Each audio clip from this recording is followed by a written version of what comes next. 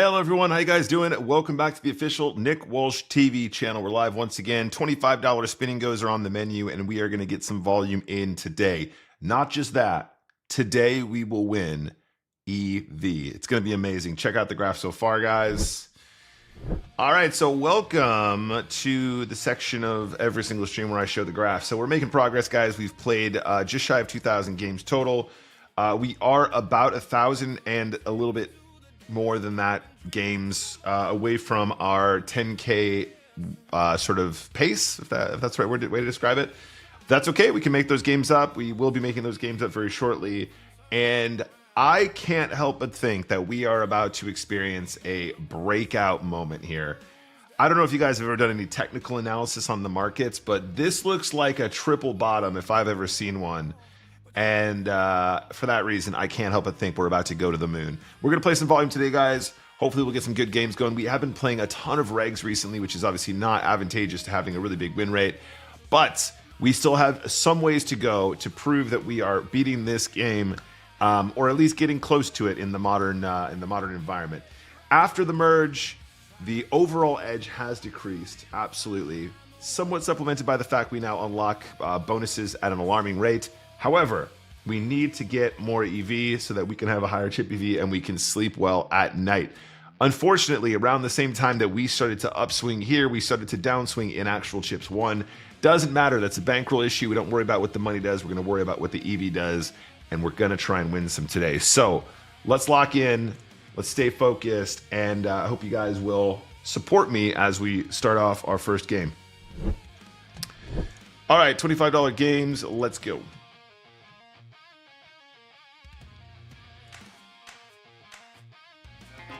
All right, first game of the day.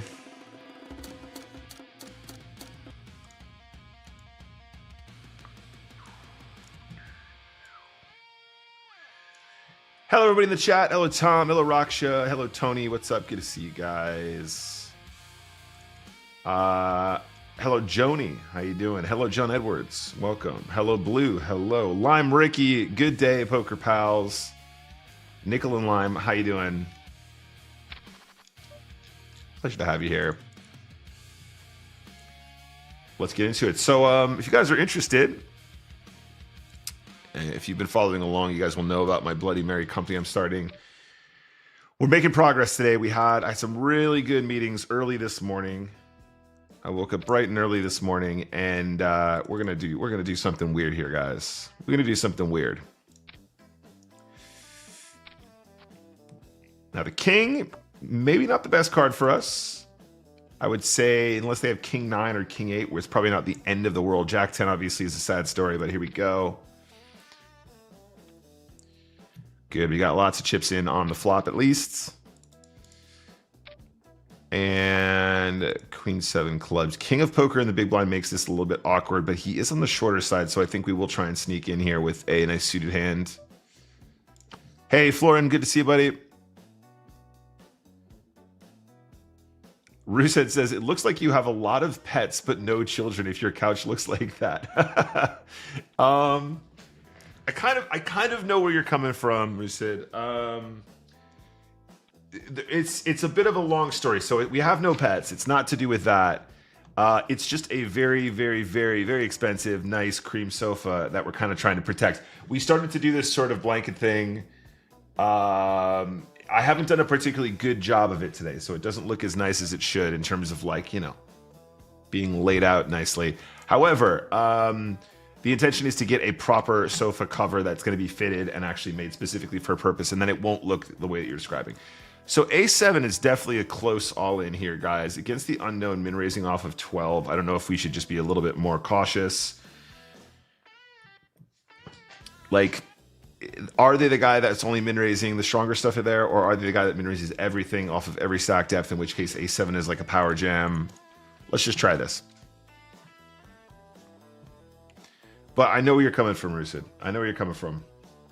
It's not pets or children related, though. If we were to take off the blankets off the top, though, it is a really sexy sofa. Ace 10 of hearts, monstrous here, guys. Wish me luck.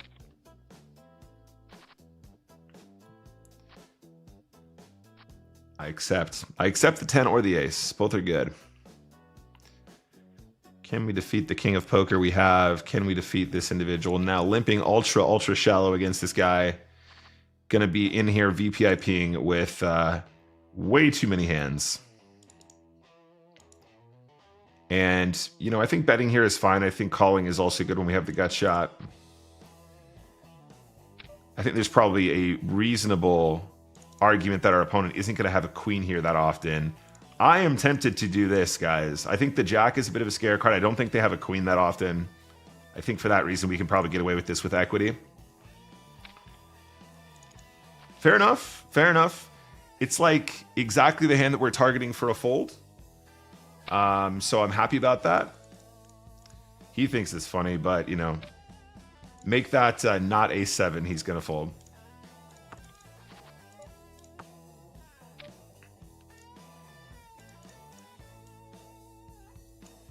There is another line. We could also just flat.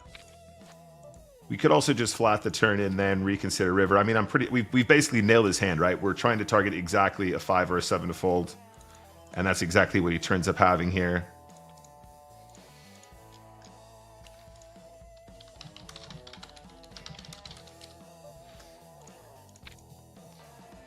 I think the line is very good. We just found a guy that, first of all, has a7 where he shouldn't. And then also isn't folding third pair.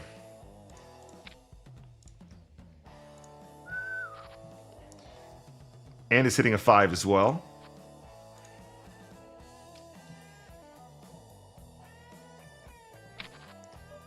All right, let's play ultra shallow again. If he's not shoving a7 versus limp here, the limps are going to perform incredibly well at the stack depth. Not folding.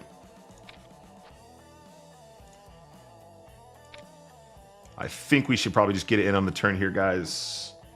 The 4 of clubs is a little bit of a backup, at the very least. Oh, interesting. Interesting. Very interesting.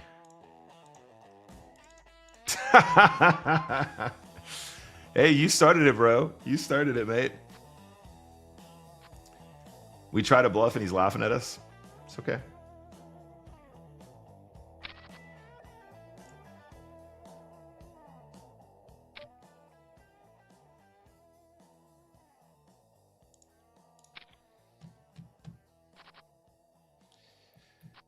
Can we fade it? Nice.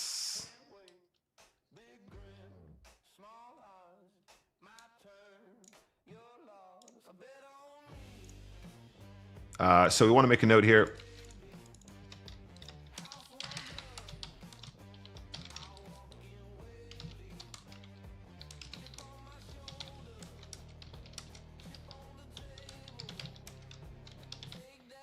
That's all the note I need. Sorry, guys. We are into our next game.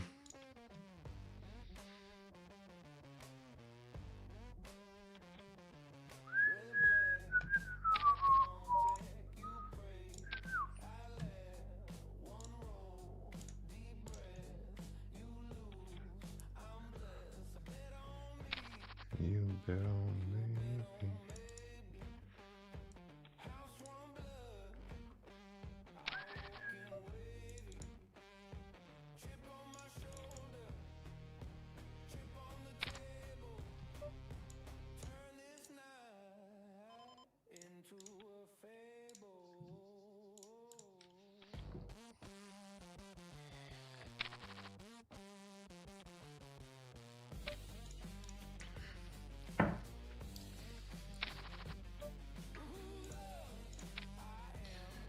Thanks, Dan.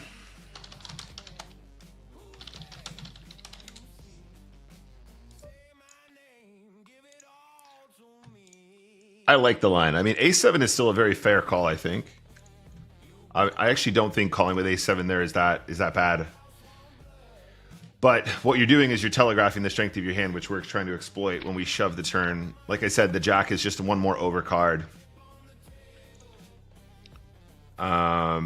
I think floating again and then reassessing river is also quite a powerful move there. I think it's the same outcome. The guy just doesn't want to fold his hand.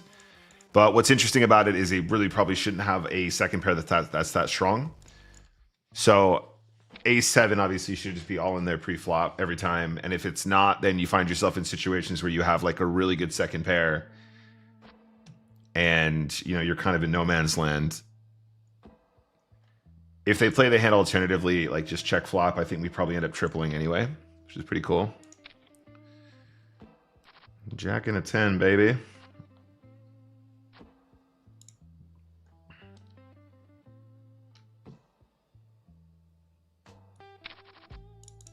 We're doing it with equity as well, right? We're not just like shoving the turn with no opportunity to win. We're putting the chips in there with the intention of having that gut shot as backup as well. So I think applying pressure to third pair and nailing the read and like getting it spot on, putting our opponent on exactly like third or fourth pair, putting it all in on the turn, putting him in a tough spot, and then, you know, having backup is a pretty powerful, meaningful kind of strategy. You know, like I said, I think calling and then if they check river, we can reassess. That's something as well. I think playing our hand might be a little bit more proactive, and most players that are having that sort of, I'm leading one big blind to like see where I am, like most people who are trying to see where they are, bet for information, are gonna interpret the all-in as not a good spot.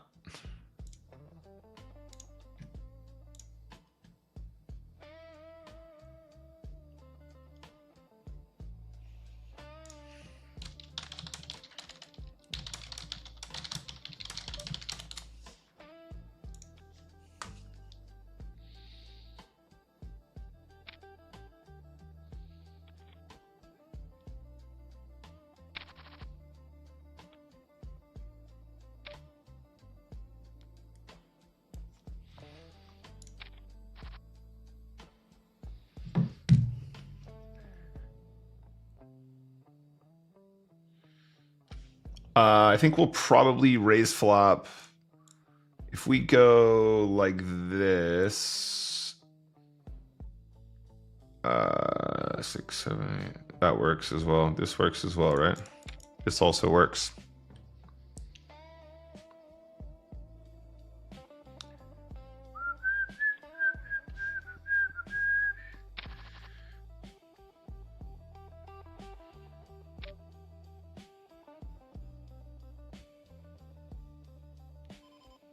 Sorry, guys. This is work related. Give me a sec. Delete. Here we go. Edits. Spin and Bros podcast. We have episode 3 of the Spin and Bros podcast coming out soon, guys. Where are we at right now? Blinds are up next hand.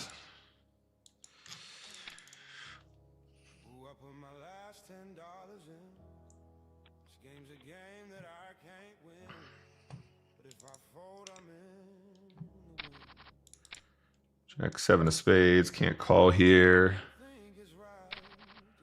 10 deuce. I think I'm just going to avoid it completely in the faster multi. You can make that one. There is probably a line with any suited hand there at that stack depth. It is kind of at the bottom though.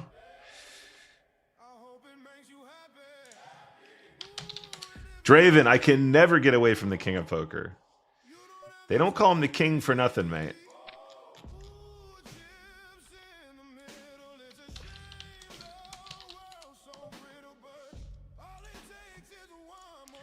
All it takes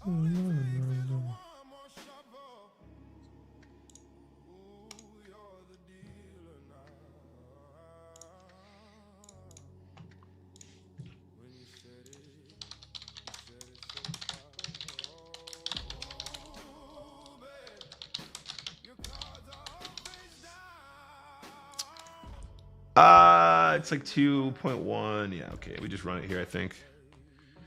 He's got to call ATC here.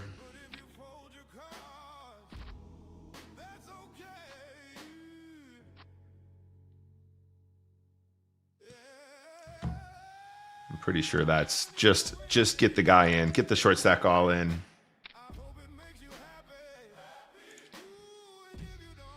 right at the bottom, though. There are still hands that we will fold there. Because theoretically, we don't have fold equity anymore, right? So we're always shoving into a hand that's slightly ahead of us.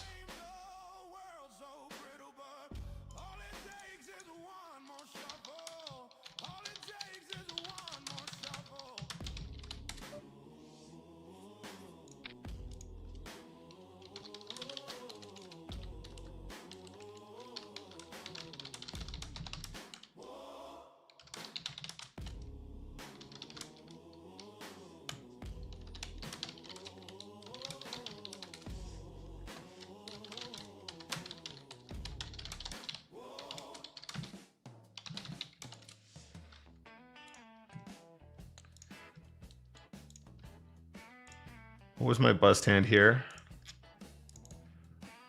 Oh, cool.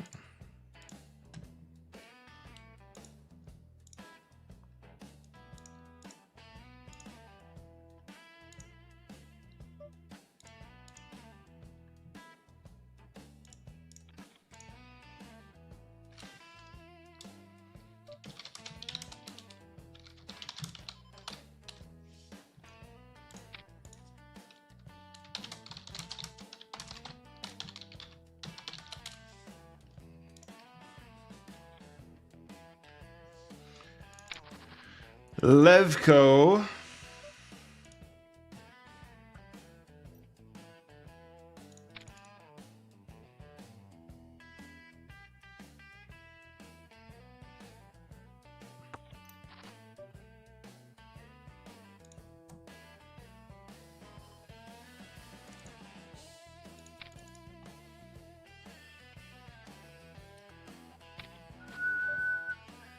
I am tempted to triple off here, guys. Let's give it a go.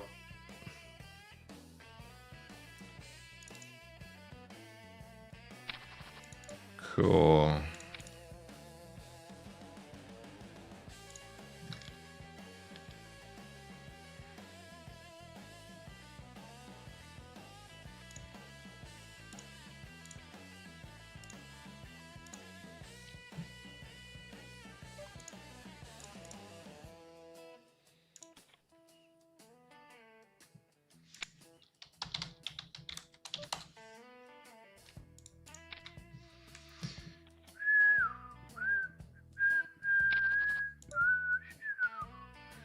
Yeah, we'll keep this in the min raise category for now at around 13-ish.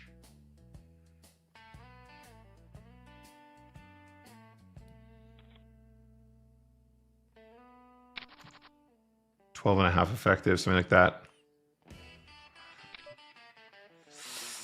This one is getting close, isn't it? There is a chance that this is still a call. Oh, King of Poker. King of Poker.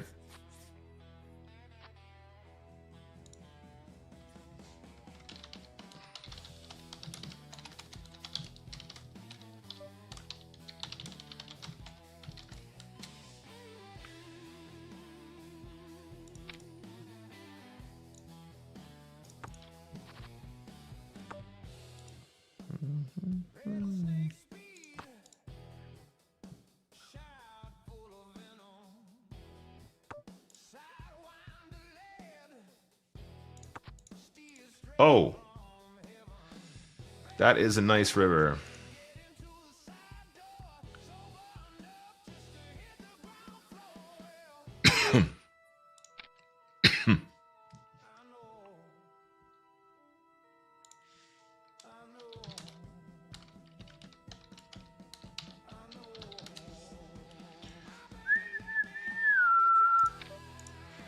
All right, Levko.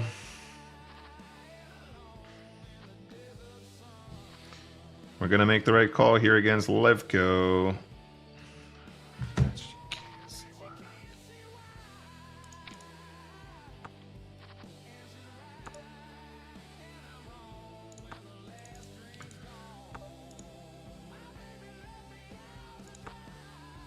I mean, we must win.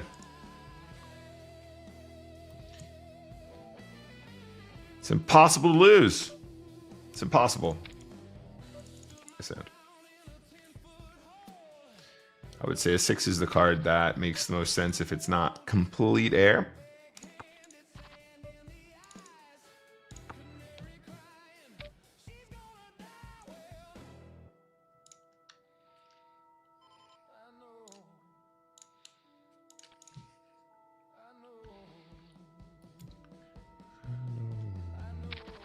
My baby left me out to dry. I was high and alone in the desert sun.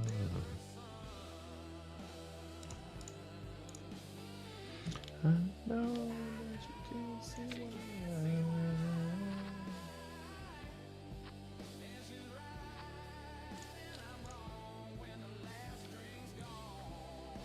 That's unfortunate.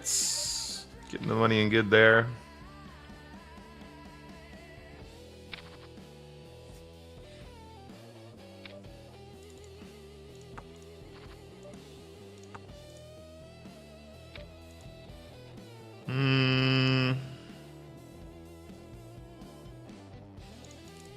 Let's try a thing here.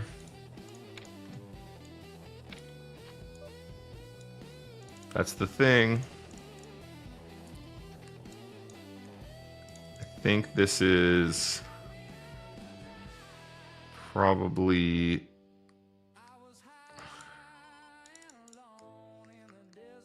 what's the move? I know that you can't see why. That's the move. All right, so probably not a king then. If he's checking, he's probably got a 9 or 6.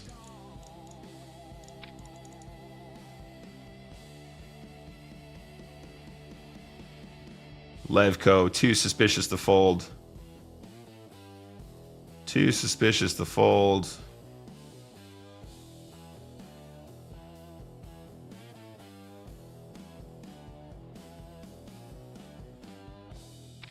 Yeah, getting lucky and getting paid. Feels good. We got called by Jack High.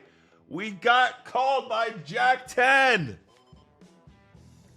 We got called by Jack 10 offsuit. He had to see it. That's how sus he was. That is how sus he was. So let's go back and talk about this one. So this is probably fine. You don't want to do this all the time. We're check raising on a board where our opponent is somewhat capped to not having as many king combos because a lot of king combos are played aggressively at the stack depth, right? So if we start here, 11 big blinds effective is where we start to see some kings all in, for example, right? So he will have fewer king combos. Oh, this software, man. Oh, I don't know what it is about this one replayer, but it gets stuck sometimes. So we're check raising here where we know that our opponents will have fewer king combos, and also we're check raising in a spot where they'll have fewer straight draws because we have the jack in our hand, and we're check raising in a spot where we have backdoor straight draw, backdoor flush draw, right? 10 gives us a gut shot, diamond gives us a flush draw. I think this is probably fine. The mistake that we probably make here is our check raise is probably supposed to be bigger. Because if we make it 2.5, we're leaving ourselves with 8 big blinds with 7 in the pot. And then that's what made it awkward to shove the turn, because I don't anticipate we get a 9 to fold if we play our hand like that. If we check raise bigger and shove the turn, I think it's a little bit slightly better. Let's mark this one for review. I want to take a look see if I'm completely crazy, but I do like the line. Pretty sure the line is going to be marginally approved, apart from maybe the size of the check raise. I'm not sure exactly why, but my vibe is that the check raise larger and then shoving for less than pot feels less suspicious. Check raise small, overbet jam turn is not screaming I have a king. Check raise bigger and then shove turn is screaming that I possibly could have a weak king, for example. In any case, I like this a lot. I like this. It's even better when you make the flush, because that makes things a lot easier and then you look like a genius no matter what. But I do think that the line has merit. So let's investigate that shortly.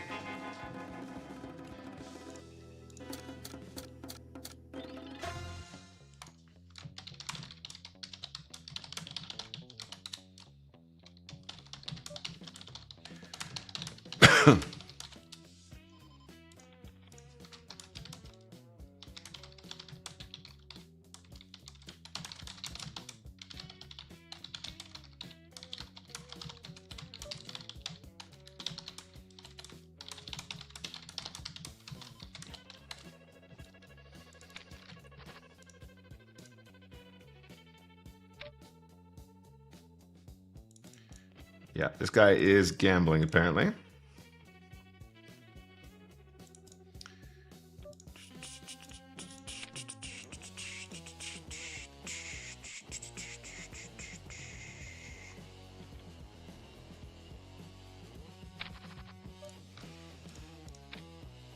Let's go, pocket trays.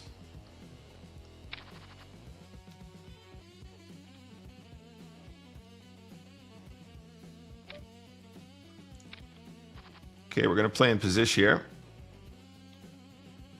Standard C-bet full pot on Jack Jack 4 is not a thing. There's no chance that's the right size. This will be a jam. Just short stack blind v blind stuff. The math will math there for us. Jack 10 is definitely going to run here as well. 10 big blind button. JTO is fine. Jacks are a good hand. I'd say jacks are up there. Probably too vulnerable to flat. Raising not all in is weird. I guess it's got to be all in. We've seen this guy seriously gamble before as well.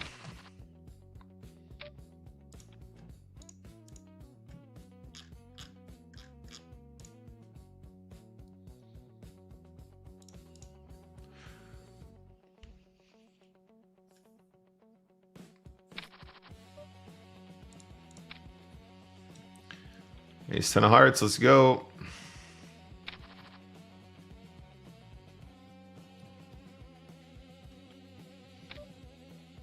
He's limping at 7. That's a bit suspicious. Yeah, pretty straightforward getaway there. I'd say even if we had bottom pair, I think I'm probably not going to get tangled up in that one too much. Blind v blind, very reasonable call.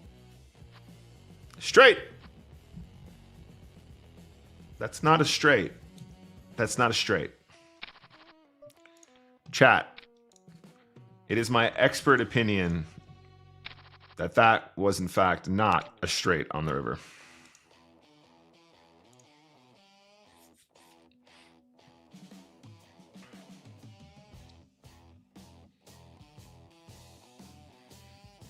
All right, comeback central.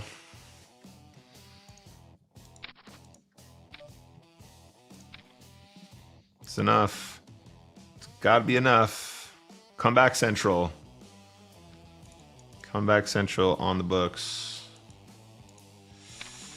Definitely can't fold that hand though. That's actually kind of a monster for two bigs. 2.7 or whatever it was. 2.9.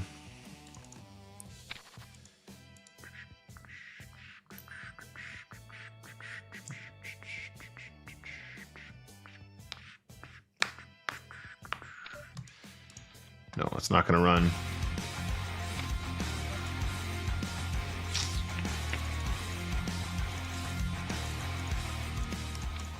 Thank you very much for the follow.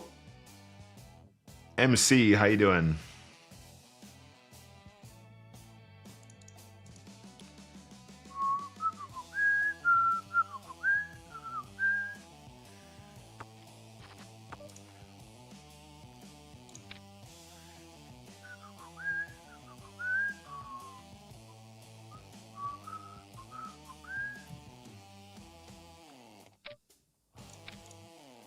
Not bad.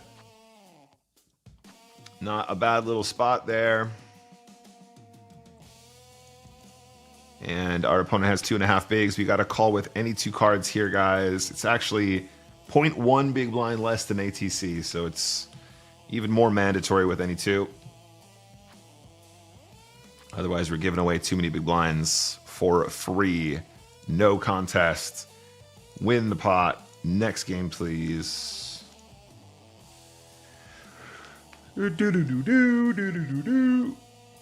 All right.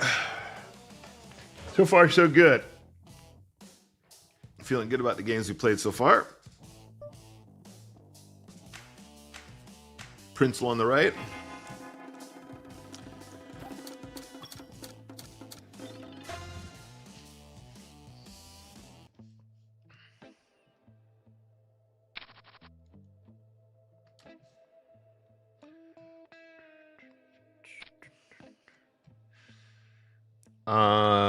We haven't played with this Jack character at all. I think this is probably the best course of action, the 2x multi.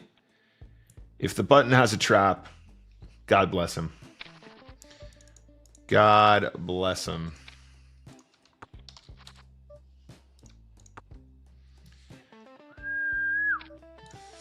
Whoa, confident 2 big blinds from Jackie Boy. That is definitely a very tight fold as well. We're being we're straying into exploit territory there. We will be calling an all-in with Ace Jack if we need to. Wish me luck.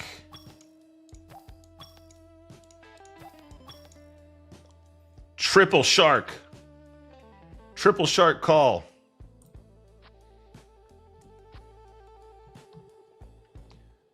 The triple shark caller. Oh, they installed my picture pretty quickly. They actually got that confirmed pretty rapidly.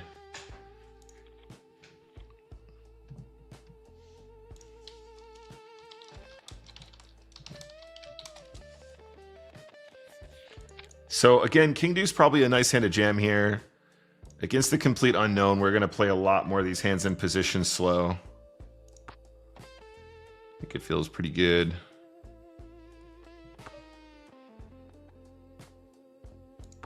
It's hard for him to have anything when we got King Deuce here. Call a river bet, of course. Fairly straightforward catch and bluff. But don't think we have enough to raise river. And I would say, again, against the unknown player, this is probably a really good exploit. 6-7 is probably already close to a jam anyway there, so it's not that wild, but we can shove significantly wider than we should.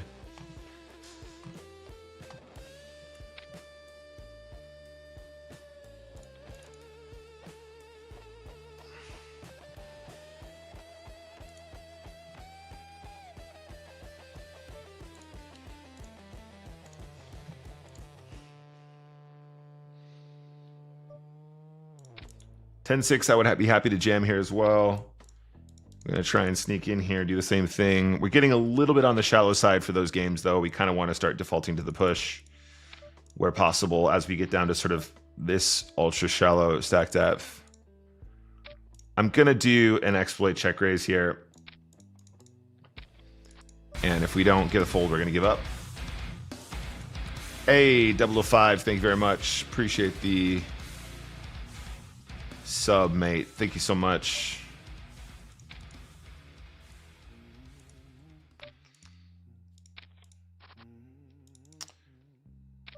Once we hit that queen,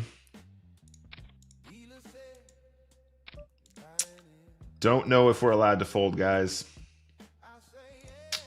Wish me luck.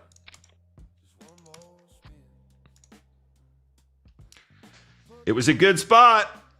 We got a lot of EVs there. We got a whole lot of EVs.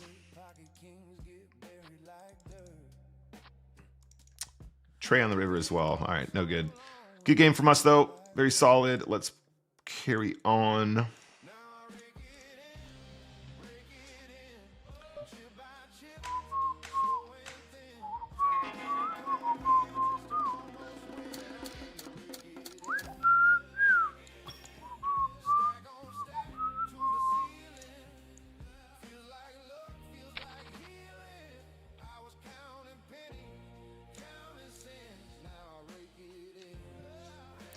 Jack is the player we were playing just a moment ago. Let's assume that this is best.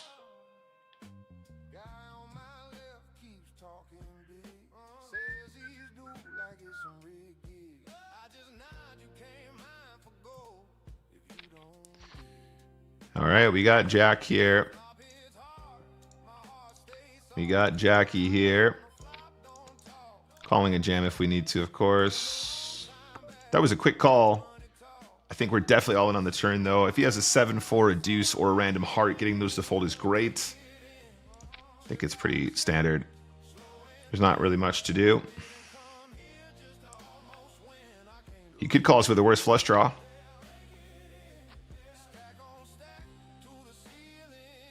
Fair enough. Fair enough. I'd say it was pretty textbook, though. A 7's in a pretty bad spot there, getting jammed on. You're hoping he doesn't have the overpair. And even if he doesn't, you're still like 30% to improve. That is a good spot, honestly. Very, very good spot for us. ISO'd pot, bet big flop, shove turn. It's really good. It's really good. He ends up having kind of one of the better hands he can have, and it's still not a good spot for him, really. Still not a great spot for him.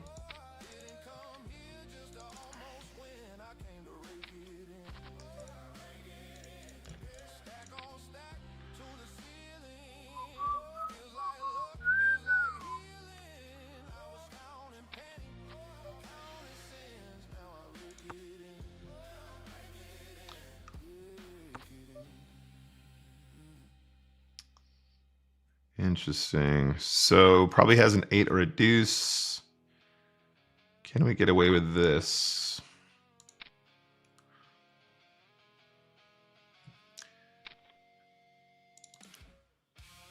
King high, also a reasonable float here. Beautiful, nice hand, buddy.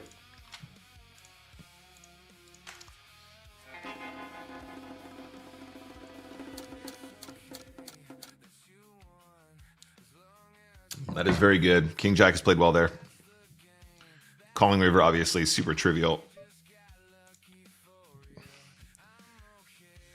Probably not even trivial is the right word for it.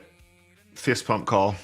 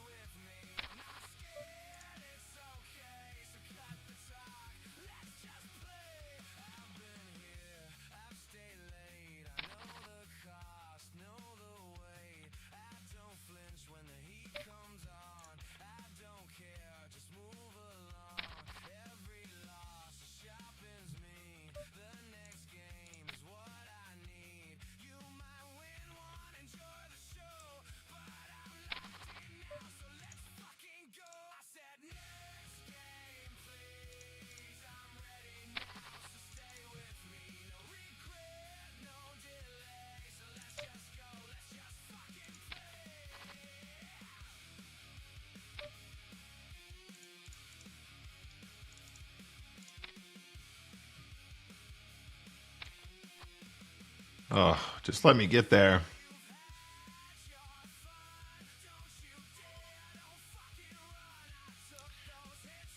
No,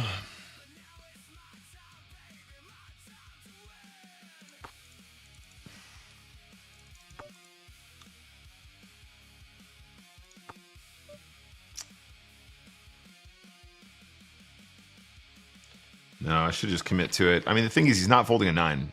He's not doing it. Thing is, it's like, I just really think Levko in particular, if we jam the turn, he's not folding a jack, he's not folding a 9. We miss the equity regardless on the river. What's up, Pure Gil?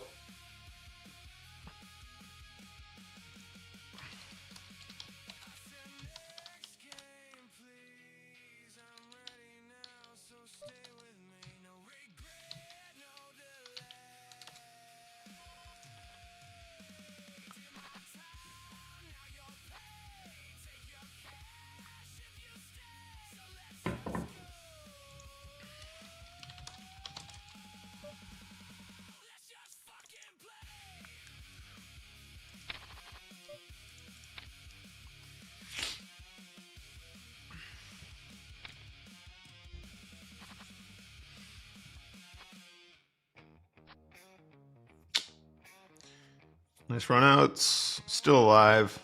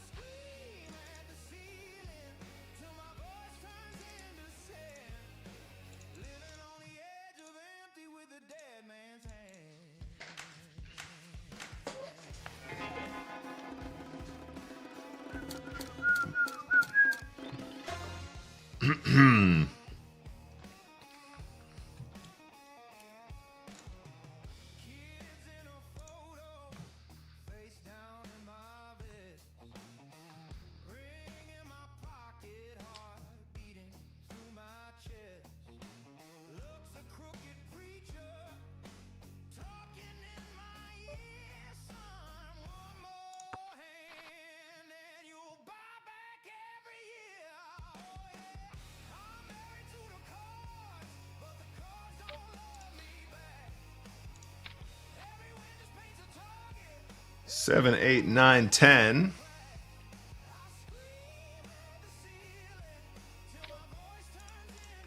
Surely can't fold. Even if we miss, we can still bluff potentially.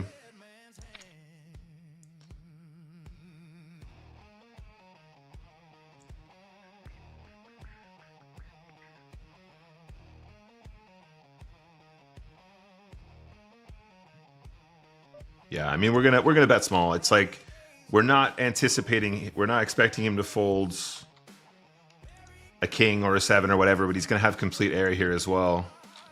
Sometimes maybe some smaller pairs. Feels good. We were literally looking at those spots during our study session earlier this week. I think it was earlier this week. How wide we're supposed to float there, especially in limped pots where the pot is not as inflated. Even in the min-raise pots, we were still supposed to be floating there with pretty wide range.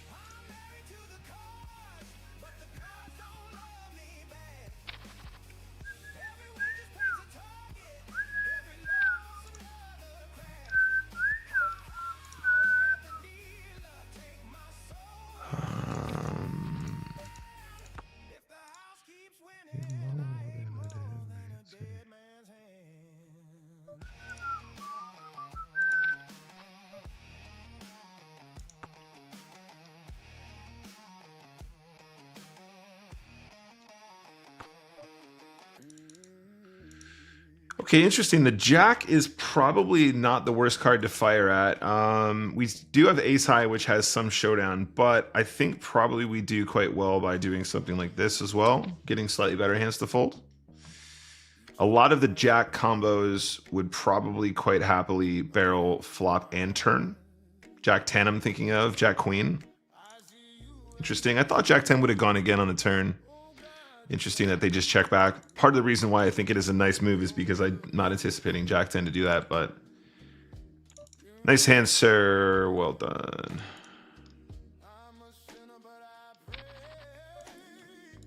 Nice hand, buddy. Well done.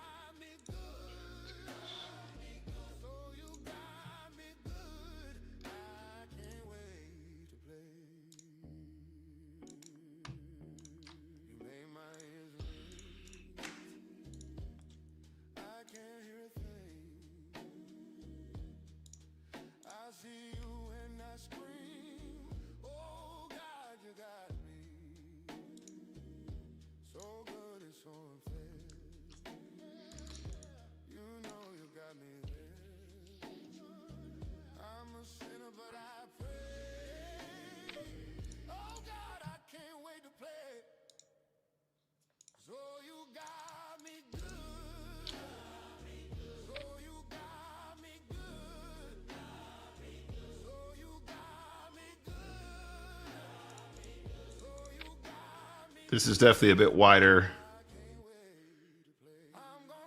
than usual, but let's give it a go.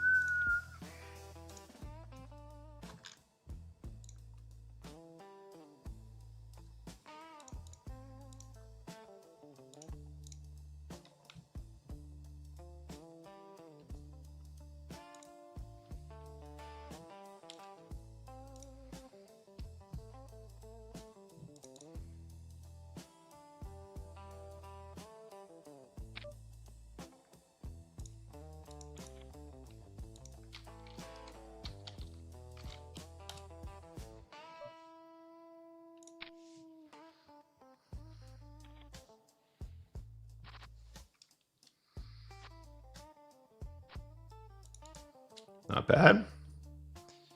Not the worst turn.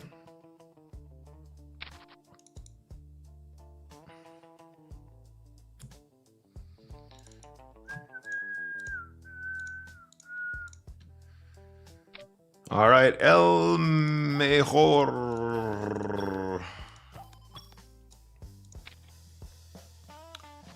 El Mejor.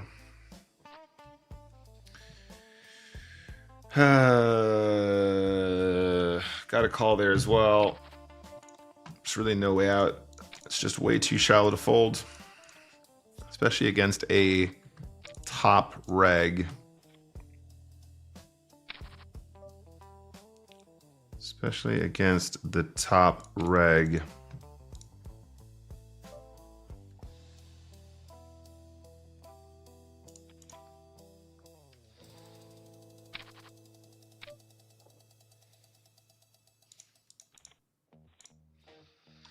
.005 says, what's the highest EV avatar? Nit avatar and playing like a maniac, or maniac avatar and playing like a nit? Honestly, it's a great question.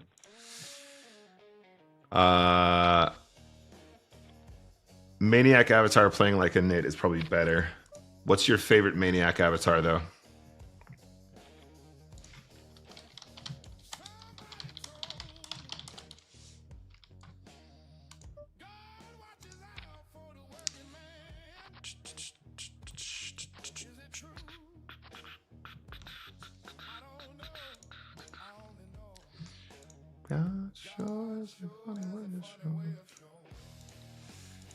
Interesting theory.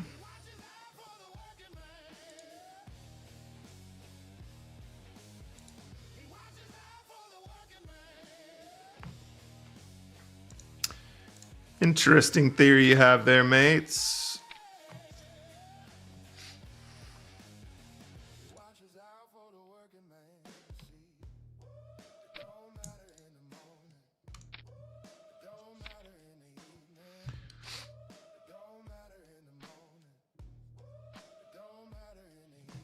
Nice hand, ace king. I'm gonna mark this one for review. I'm pretty much positive that we got to get ace 10 in there. In particular, the fact that we have a 2 regs at the table. That means the small blind 3-bet jam will include enough for us to be profitable, I think.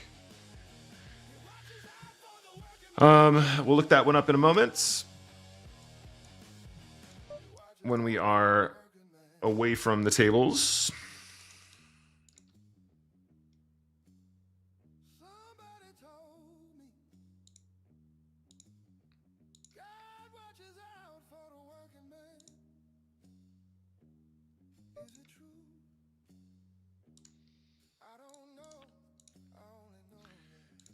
God sure has funny ways.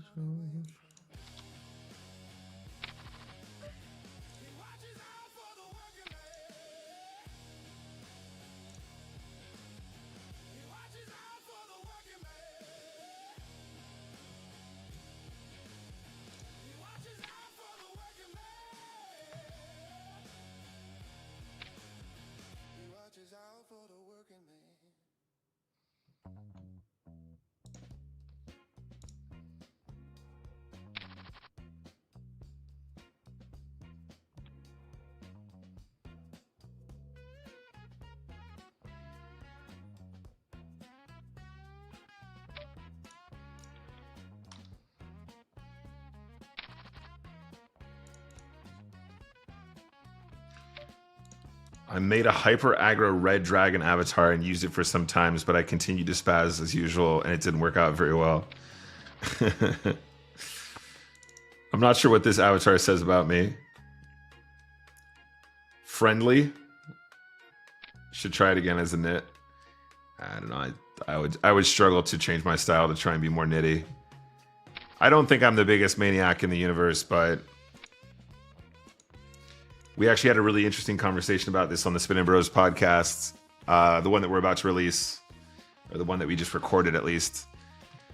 Beldarian talking about how it's important that you just spaz out sometimes because people need to see that you're capable of spazzing out in order to get paid. And I was like, The spot he was talking about, I didn't think made much sense, but theoretically, I hear what he's saying.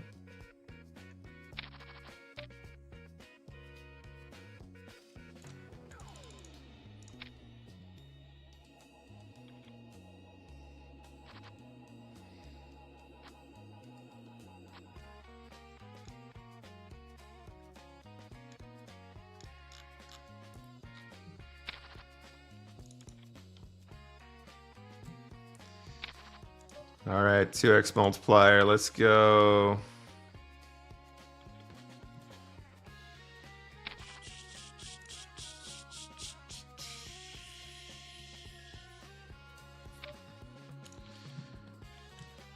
I know that's usually a call, guys.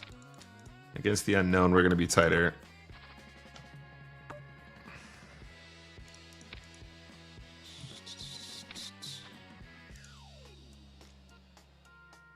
And I'm going to set us up for a triple here. I'm going to set us up for a triple barrel bluff. If we need to.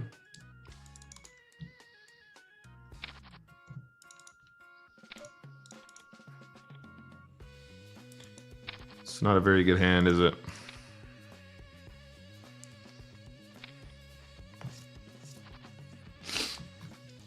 I'm gonna write a best-selling novel. It's gonna be called Forever Dominated. I'm gonna write a best-selling novel, and it's gonna be called Forever Dominated. It's gonna be a romance.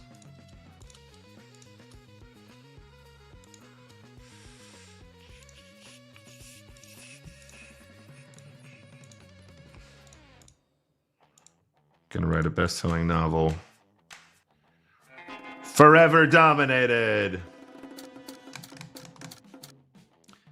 El mejor.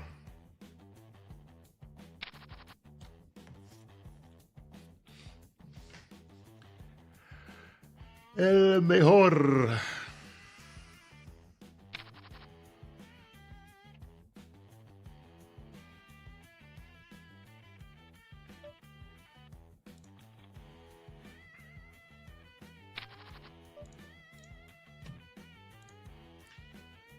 El mejor.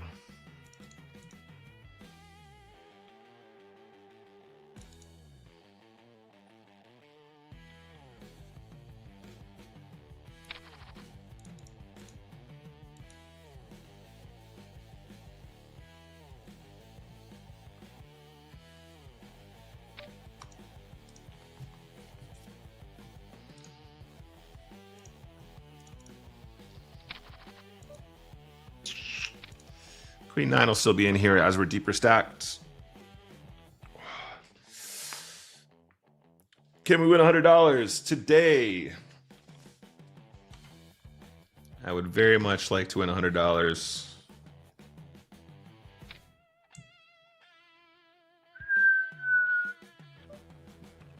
I second spazzing sometimes if you see how much EV I get from thin value and how much I lose from bluffs, you'd understand. Yeah.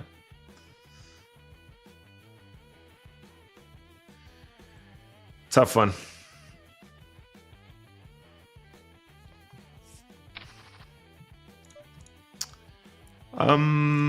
Let's do this. Mayama says it's fine. Someday run bad will end. Life isn't eternal after all. True. My run bad will end when I die. Correct. The run bad will finally come to an end when I am deceased. El mejor.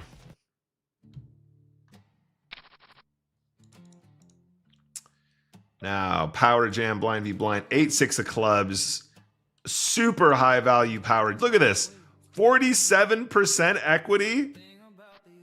47% equity when we get it in bad. Let's go. That's why 8-6 of clubs is the nuts. That is the reasoning right there, chat. El mejor. Will Forever Dominated be an 18+ book? Yes. Sorry, did I not make that clear? It's a romance novel. I mean, probably borderline erotica. Saucy book.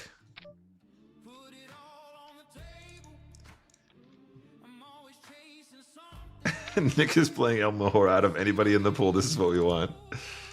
Perfect. El Mejor.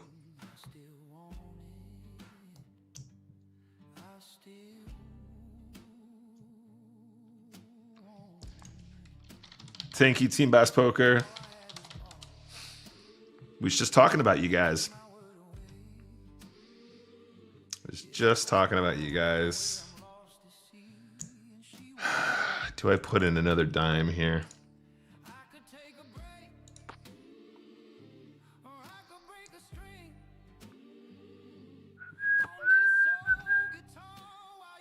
Oh.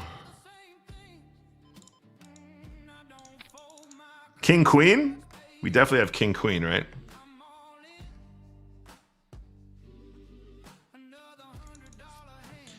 We definitely have King Queen, right?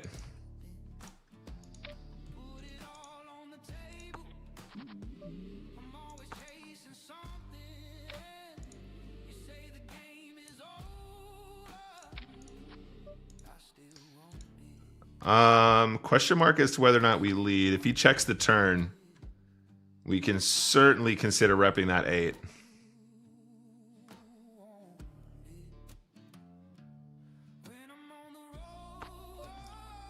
Sometimes the king is good, though.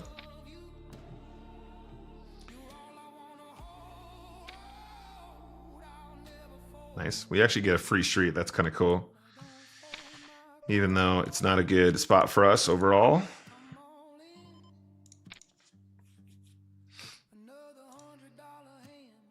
You know, if we don't hit the king,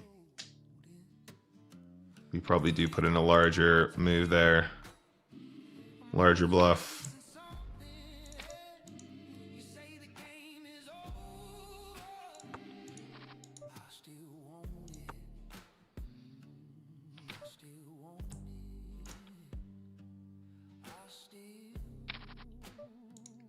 Right, can we trap El Mejor? I say trap, we're gonna min raise, he's gonna shove, we're gonna snap. This is the ultimate exploit.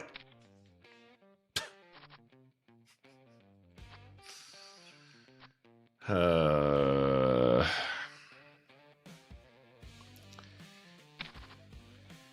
not gonna do much else there, gang. It's pretty much just gonna go in.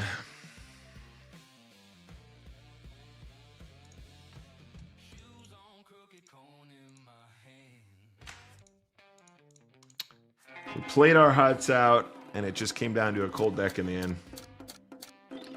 We battled, and we battled, and we battled, and then it was just a cold deck.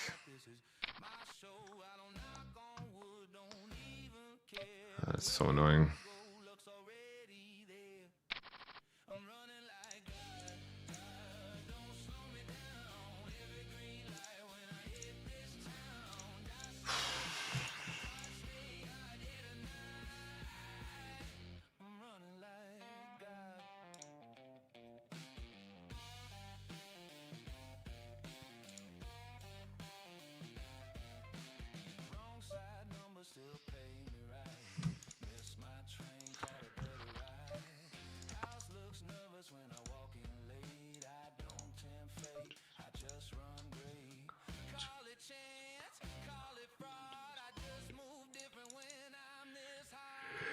I'm running like God.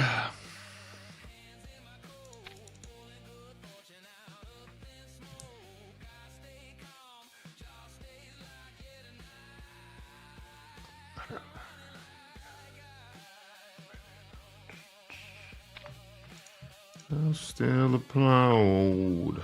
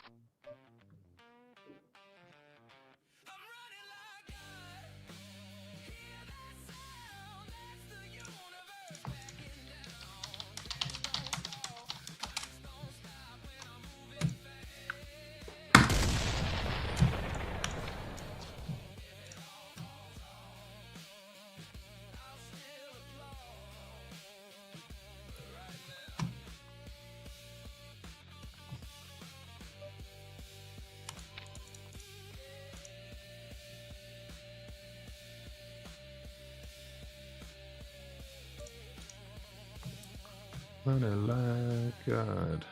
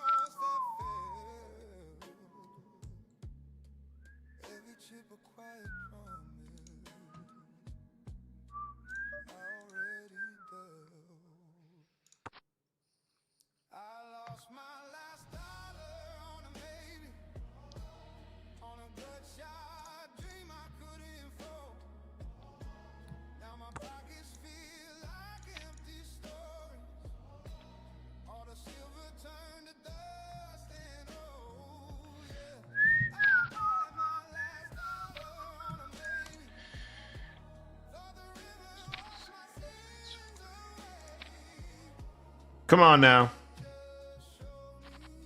Come on now. Come on now.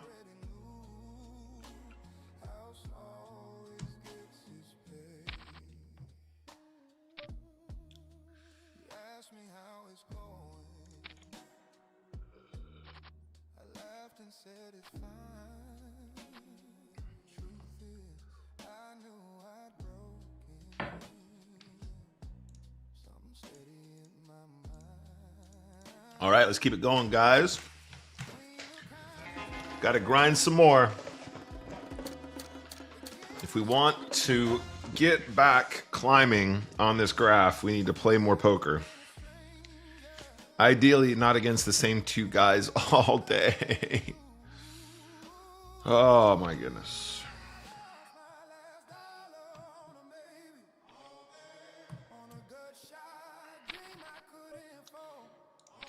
It's hard. It's hard, you guys.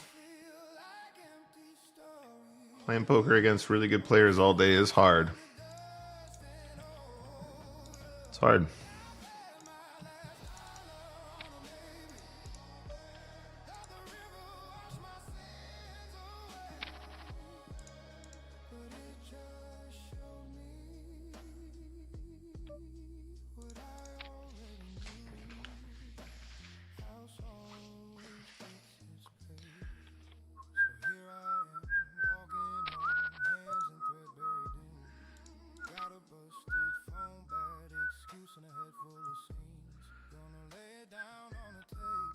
I'm going to mark this one for review. I think the A6 is good when they're unbalanced like this. I'd be surprised if that wasn't probably what we want to do most of the time. And the AK in your face. In your face.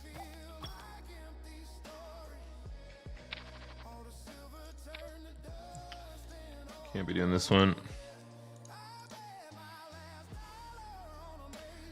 El mejor. This one's got to go as well. We'll mark this one for review too. I think ace-8 is kind of a monstro as we get down to sort of 14-ish effective here. It's a little bit less because they're unbalanced.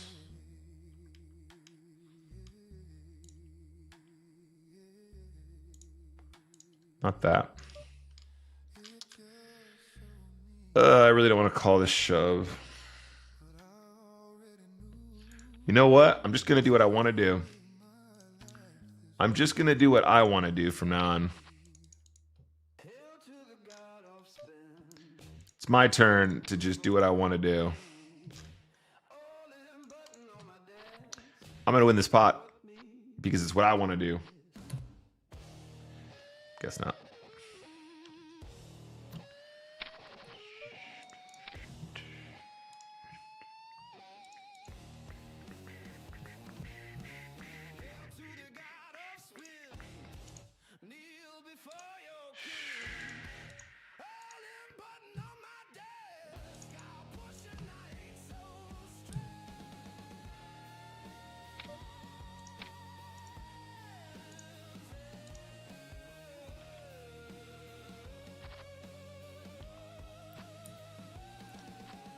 So I gotta spin before you spin. Number choice.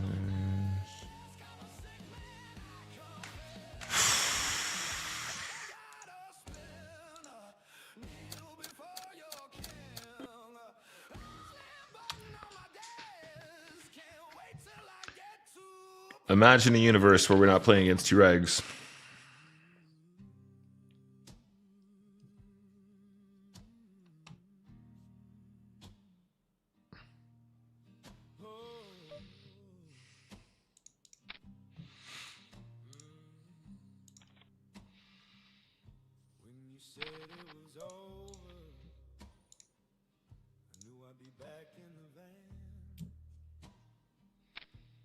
Heading north on 87 with a deck of cards in my hand. And the words to a story about a girl I love that I would tell to the locals when I went out to play for their bucks. But I came home from out west when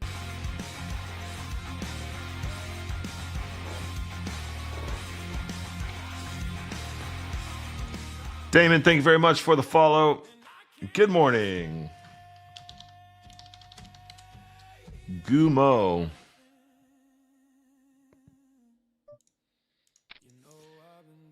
How you doing today?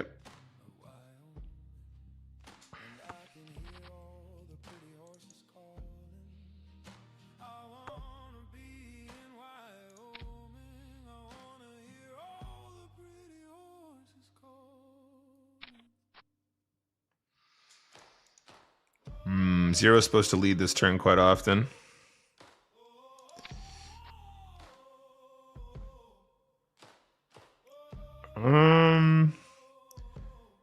Could we go completely mental and actually bluff this river now? I actually think he's going to have a fair amount of complete air here. He could have very similar hands to us as well. We just want him to fold nothing here. Don't expect him to fold like a jack. But I do expect him to have a bunch of nothing.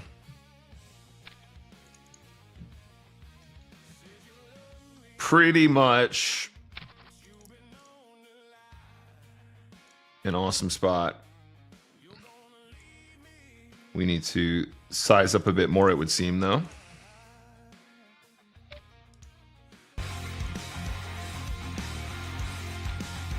Thank you very much, Nick Knack, for the follow. Yeah, I do think we're thinking along the right lines here. Honestly, like, I think he almost folded a deuce there. Our size is probably a bit too small, though, if we're being completely fair and I'm completely honest with ourselves. The concept was correct, though, right? We kind of anticipate he's weak / has just completely nothing. And we just need to size to try and target some of those exact kind of combos. The other stuff will fold, though, so we're definitely thinking in the right space.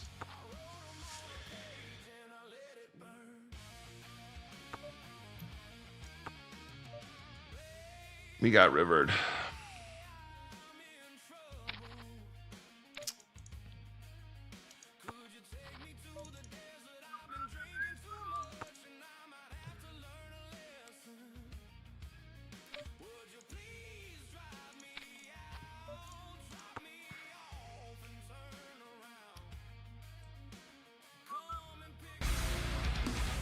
Zintex, thank you very much for the sub.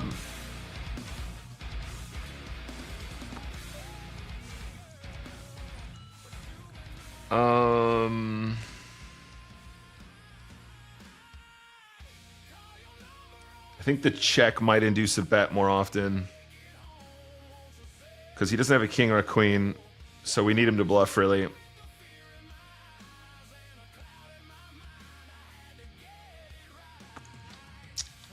We didn't get him. Yeah, he's got 6 high, guys. The check is perfect here.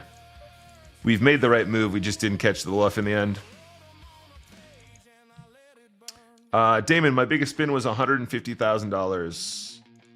There's a little screenshot there for you if you want to take a look. If that should still work, I think. Yeah.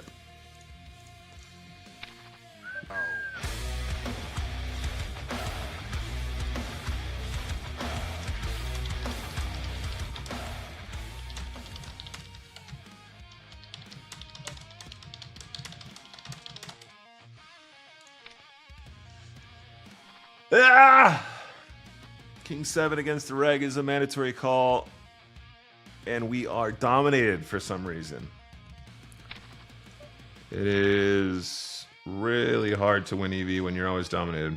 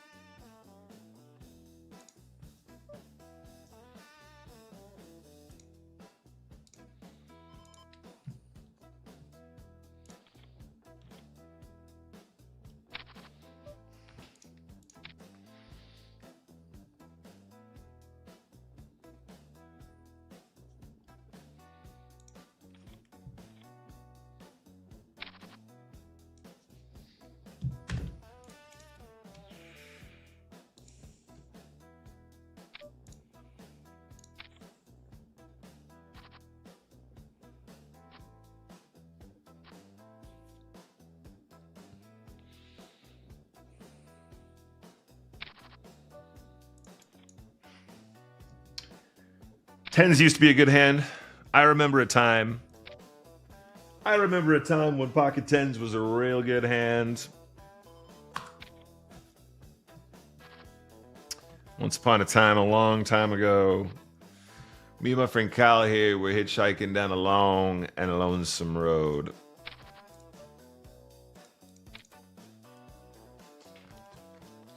There shined a shiny demon in the middle of the road. And he said, play 2 regs every day, or I'll eat your soul. So me and my buddy Kyle here, we looked at the demon, and we each said, okay. And we played the 2 regs all damn day. Just so happened to be the best 2 regs in the world. They were the best 2 regs in the world. Look into my eyes and it's easy to see. 1 and 1 make 2. 2 regs is fun for me. It was destiny. Once every 100,000 years or so, when there's 2 regs playing and the sun don't show, when there's 2 regs playing. Jesus.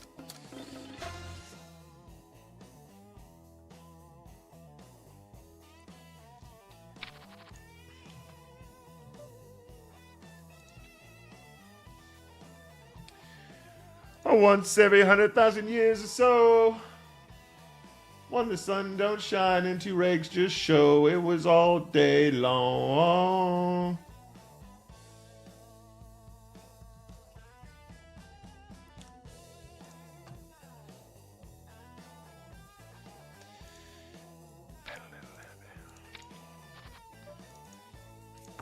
Not in 2026, Damon. Don't be ridiculous. Don't be so ridiculous. Once every 100,000 years or so, when Printle bets and we just call it was destiny. Oh, Yes, destiny. Once every 100,000 years or so, when he bets the turn and we trap the river, because we got to let him bluff.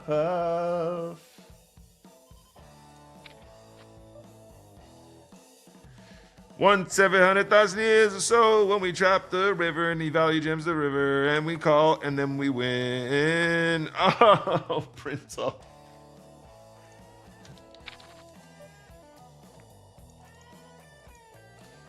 I can't see my other card. What did he check? Oh, he's got a jack. Fair enough. It's annoying because if he has no hand, he blasts off there for sure. Is this the new Tenacious D album? Yeah, this is the new album. Is this a Tenacious D spinoff? Guys, I'm singing Tenacious D tribute. Tribute? Yeah, it is tribute. But it's my own spin on it. It's my own spin. It's called Tribute to Two Rags.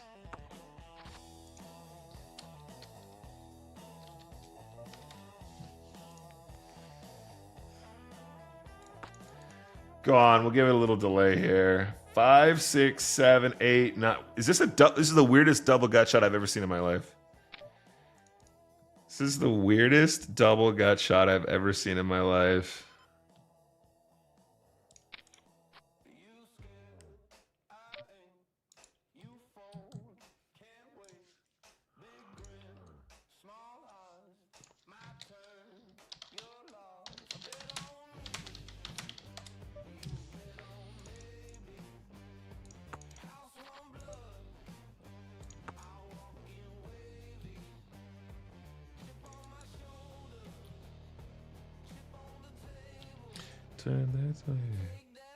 This is what I came for.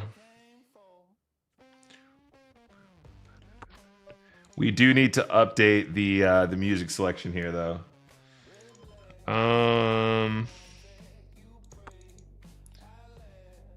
We are gonna do some AI musicking soon.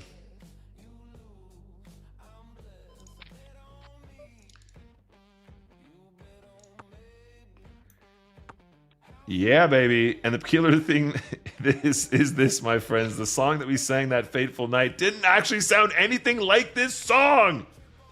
This is just a tribute to Two Rags. I was playing them all day, every single day, all week. Good God. Good God. God love you.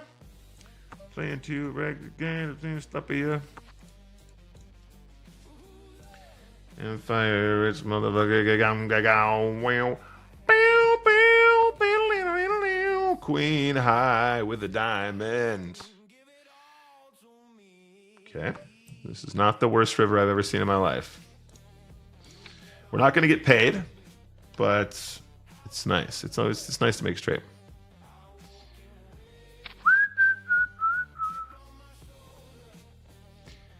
The official printle. We are going to make this the official check. Florian says, Nick, what do you think about the merit of using non-standard open sizes instead of usual GT ones people are used to? The idea is that when players call too much versus the standard sizes, those sizes actually help them avoid making big pre-flop mistakes. It's a very slippery slope, mate. It depends on the spot. It depends what position we're talking about a lot. Playing blind v blind, for example,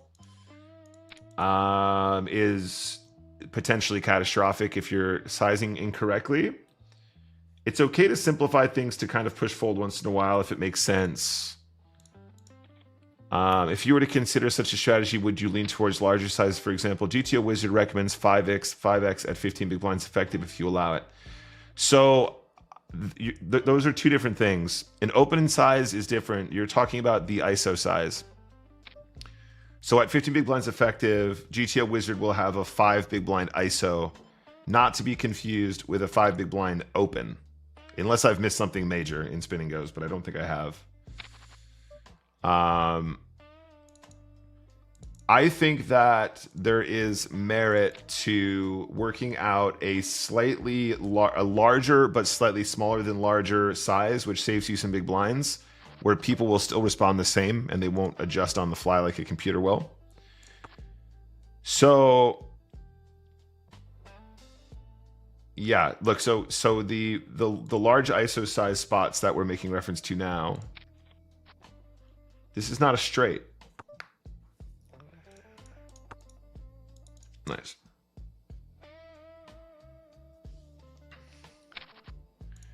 So what I have noticed, if people are not aware of the fact that you can have larger ISO sizes, for example, they respond completely incorrectly. As you're saying, they panic, they don't know what the hell they're looking at, or they end up calling with completely the wrong range, and that obviously is really beneficial for us when we are doing it correctly ourselves. Having non-standard sizes is a bit of a tricky one, though. So if you're talking about open sizes, as in I'm open raising, a mid-raise is almost always best from all positions. It's very difficult to outperform that. I wouldn't size up because for the most part, you get the same reaction even if you have a slightly larger size. That's not true. Like if you have a 3x open, people will respond very differently, but you're exposing too much dead money and you're not going to gain that much. If you have a larger steel size blind v blind against weaker opponents, they'll probably overfold, which is really beneficial, and you don't have to risk the whole stack as an all-in. That's a good example of some adjustment. Alternatively, you can stick to a normal sizing pattern and then adjust by 0.1 big blinds to save yourselves a little bit in the long run. If you're talking about the 5 big blind ISO at 15 big blinds effective, I do like to use the dynamic sizes because people don't know how to play against it because they haven't studied it properly. But you could probably make it, for example, 4.8 at 15 or 4.5 at 15, and most players will treat it as the same size in their brain, which means you're getting the same response from a large ISO than you would with a larger ISO, but for a cheaper price. And I think that's really interesting, right? So if at 15 big blinds effective, you ISO to 4.5 when you were trying to apply the 5 big blind ISO range, you probably get exactly the same response from human beings, which is great because it means you're getting a massive discount on what is kind of a big, bold move. And something that I would definitely consider doing myself, implementing myself. You just don't want to go too crazy because a lot of the reason why it exists is, you know, because that's what works. 5x open?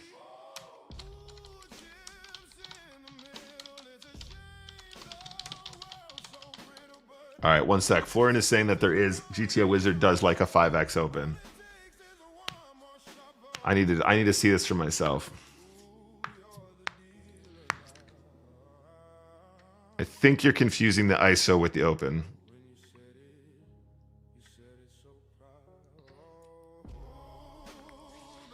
But I'm absolutely ready to be wrong as usual. I need to see this right away, by the way. I'm turning off Poker Stars. I need to see if this is true or not.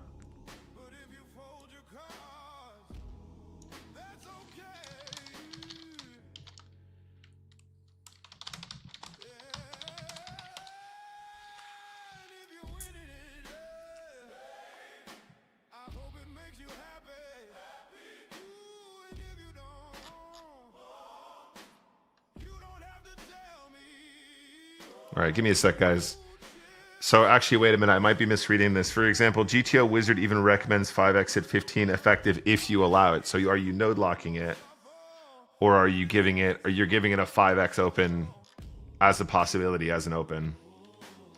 Because if you give it a 5x open, it will utilize it, and a lot of times what it'll do is it'll use the 5x as an alternative to an all-in. So it'll probably find a way to make a 5x open work and function as an effective all-in, but then find some folds once in a while, but it'll be really like a really weird strategy. I can see that being a thing for sure, but that's probably not. That's just kind of like you gave the solver sizes and it's going to do it some of the time, but that starts to get really confused. As soon as it's a third of your stack or more, a lot of times the computer is basically treating that as sort of like a cheat all in. I don't think if you're trying to make that a thing, I don't know, like I'm all for trying something completely like left field, but I think probably implementing that correctly would be very difficult. And once you started facing better opponents, it would probably become really, really bad. I'm sure I'm doing something wrong, but I added several. Okay, yeah, sorry. So yeah, so what you've done is you've basically allowed the program to solve for 3x, 4x, 5x. So I've done the same experiment before, Florence. Sorry, I misunderstood what you were saying. I've done the same experiment before when I was creating the Nick Walsh TV chart packs. Every single spot where I thought there was, like, you know, perhaps sizes being used incorrectly, I would give the computer like 5 or 6 or 7 different sizes and see what it used most frequently, and then try and decipher exactly why they were doing that.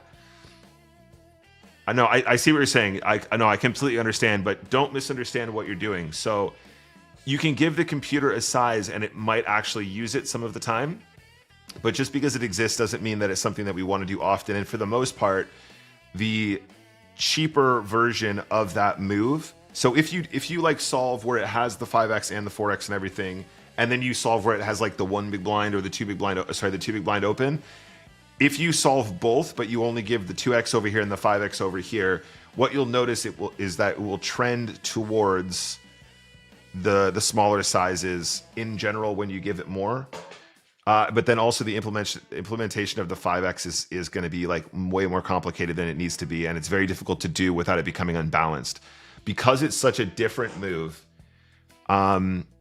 and if you're playing against a really bad pool, there's probably a way to make it work. Like, I know people that have created their own sort of strategies by doing some really interesting sort of node locking and like exclusively using a certain open size or a certain ISO size, or they're always playing 3-bet pots, or, you know, whatever. There's lots of funny things you can do. But like what's going to happen there is the computer will treat the 5x as like an effective all-in. So it starts to get really mashed up and confused with, like, rather than, if you're 15 big blinds effective, rather than just shoving ace 5 suited or whatever, or that's probably a good example, ace 5 suited, you can now open ace 5 suited to 5 big blinds with the intention of calling a jam, but then you can also start to like open 8-7 off for 5 big blinds, and then that's your like raise fold. So by allowing it to do that, what it's going to do is it's going to try and find exploits where you can take some of the weaker part of your range and play it as an effective all-in with the intention of folding, and then playing a larger percentage of that as part of your raise call range. So for example, like ace 10 offsuit is like an open jam at 15. Ace 10 offsuit might be like instantaneously one of the 5x opens with the intention of calling. But if you actually look at what they're doing on GTO Wizard now, they're doing that whole like one size solve thing. So it's basically like you can learn a strategy much faster if you simplify to one size, and the size that they're using is the optimized, like, you know, this is the preferred size, or this is the balance between like fold equity and value or whatever. If you play through the streets, what you'll notice is it's often just defaulting to either the smallest possible size being the most effective against people, or like, for example, a turn barrel, rather than having one really big size and one really small size, it'll like be almost in the middle between the two. But yeah, that's something. Give me a sec, guys. I just got to go let somebody in the front door, and I'll be right back.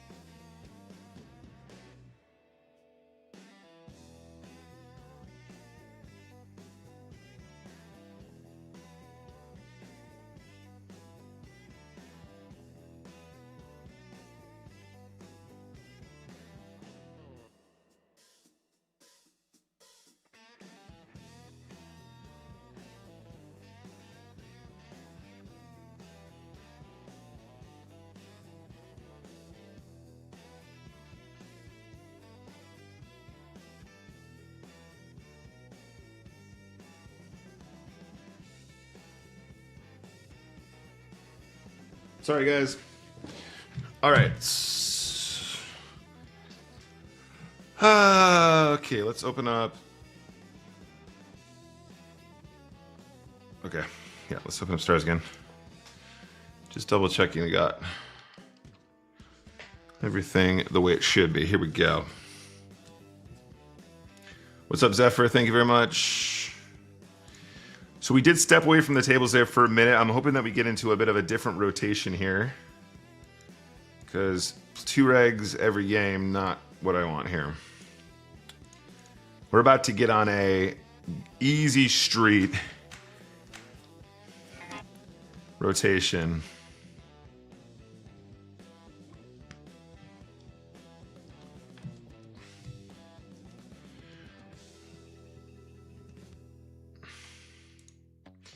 Zephyr, this is a really good question. This isn't a stupid question.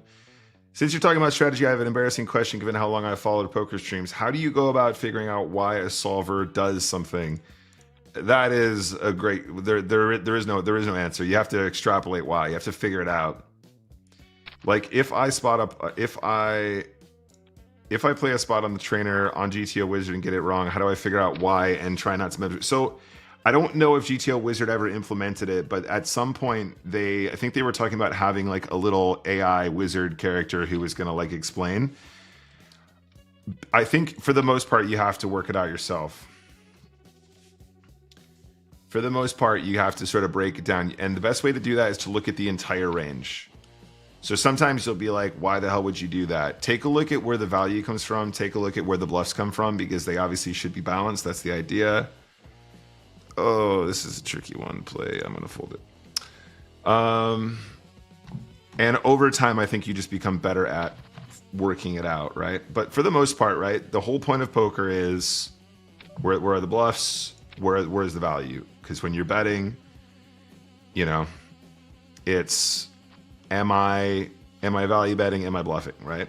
And if you're calling, you need to go back into the tree and figure out, you know, how can this hand possibly be good enough to call with? That's like a great question, right?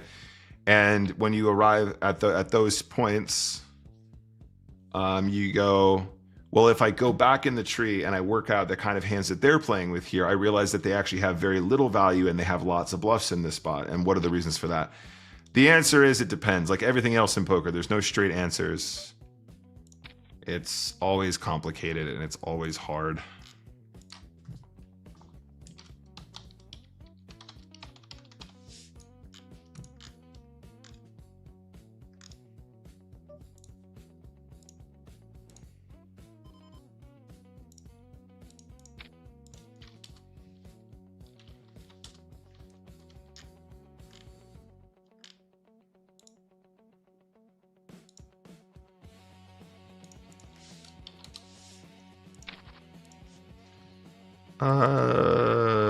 Four big blinds, four big blinds, four big blinds, four big blinds. Right, guys.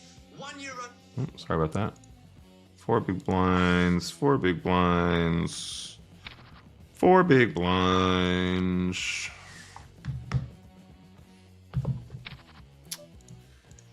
This is good enough. This is a very good enough. This is very good enough. No explosion, huh?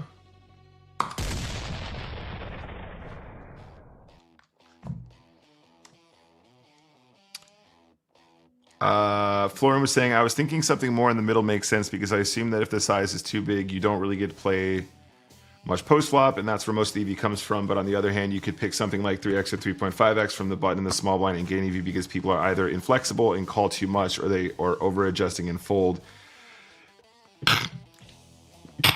So, Florin, there's always going to be some element of that, right? Like if you introduce something that's very unusual, people will probably struggle to adapt to it for the most part. And you might play in a pool where that is very good. There's a lot. You're playing in a pool with like lots of different players who are really inexperienced and they don't know how to sort of tackle that. There might be some truth to how that works and to see if that's actually of benefit. My instinct is that the open raise thing is kind of perfect the way it is. I would say that the adjustments that you can make are in the more tricky, awkward positions. Like, you want more folds when you're in the small blind and you're stealing than you want action, right? Whereas when you're on the button, if you do introduce large open sizes, you're gonna have to have two sizes, right? Because if your standard open from the button is 3.5 big blinds, you're not gonna get enough action when you have aces. And if you only ever min raise when you have aces and kings and queens, and the rest of your opens are 3.5, your people are gonna understand what you're doing really quickly, and you're not gonna make, like, it's gonna be so unbalanced to the point where it's obvious after you play 2 games, right? Especially if you get to showdown.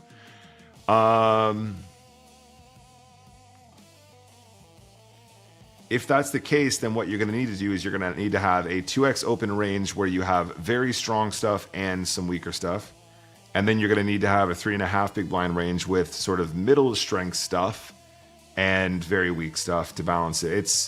It's complicated and difficult to implement. And what I would say is playing a 2x open from the button multi-way, probably you can crush everyone as it is. I mean, if we move down stakes right now, and we went back in time to when, you know, spin and goes were 25 big blind start, you know, those adjustments weren't required in order to have an insane win rate, right? So, food for thought.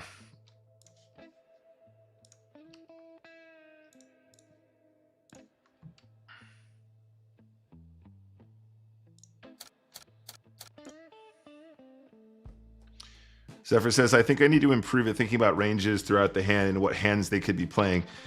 So, Zephyr, I don't know if you ever got a chance. You don't need to watch the whole thing because I think you probably don't need to watch all of it, having seen my streams a lot.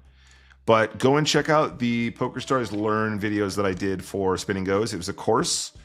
There was a lecture that I did, or a class that I did about, I called it Post-Flop a Method.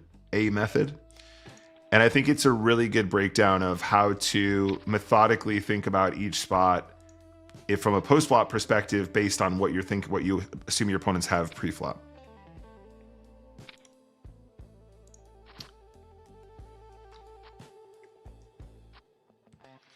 Unlucky.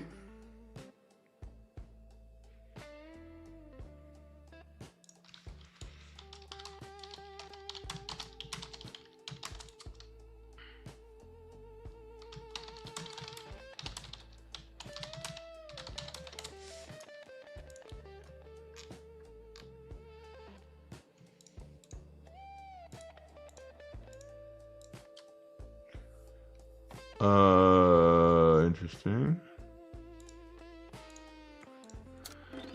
Okay, so we finally get 2 unknowns, and it's a 2x multi, so we get like double slap in the face here.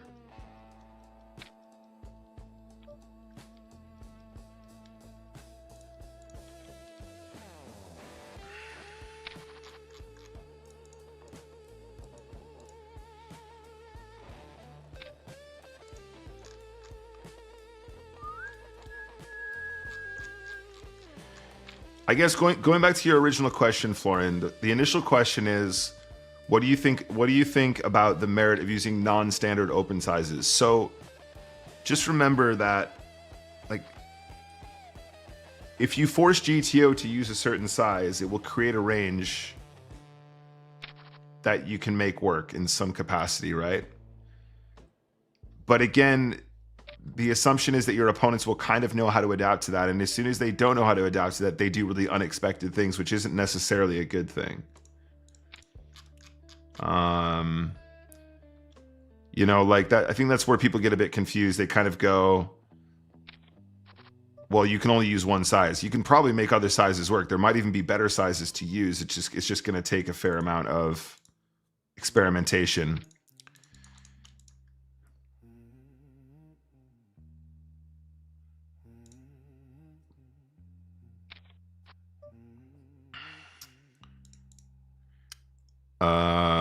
I guess we're going with it. Wish me luck, guys. Nice. Okay, we'll make a note about the limp call with the queens.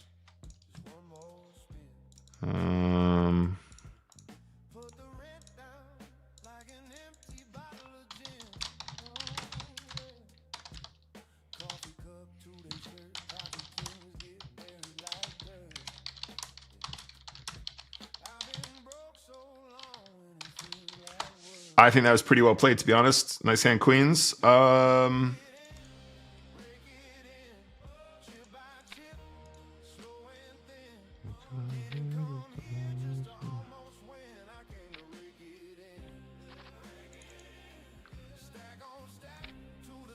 We'd ideally like to pick up some equity on this turn.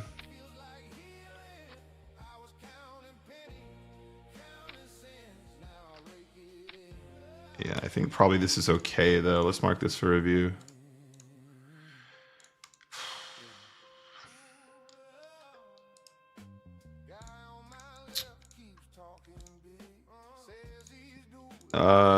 The shove turn is probably not. It's probably okay against an unknown player. It's much better against an unknown player.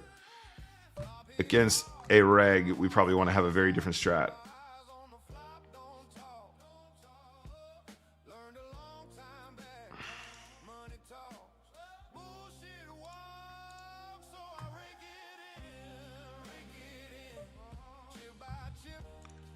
Okay.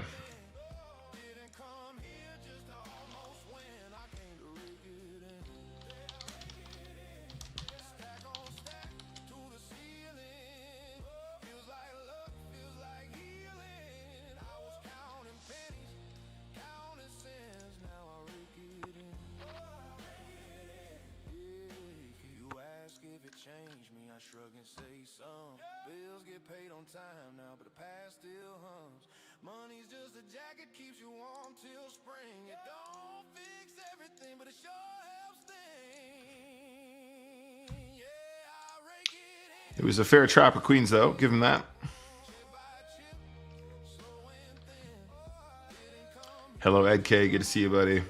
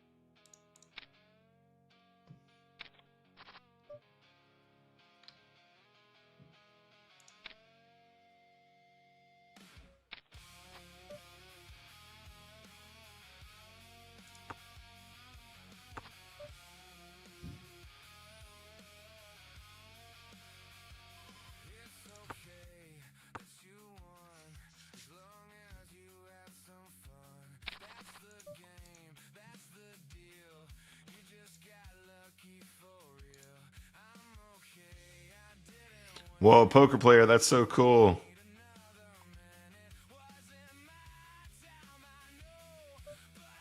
That is such a sick emote.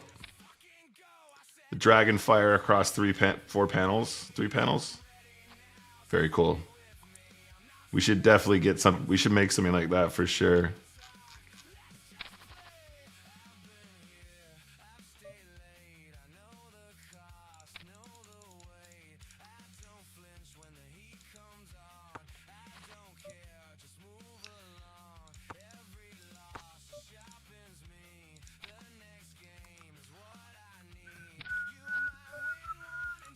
We're calling a river bet.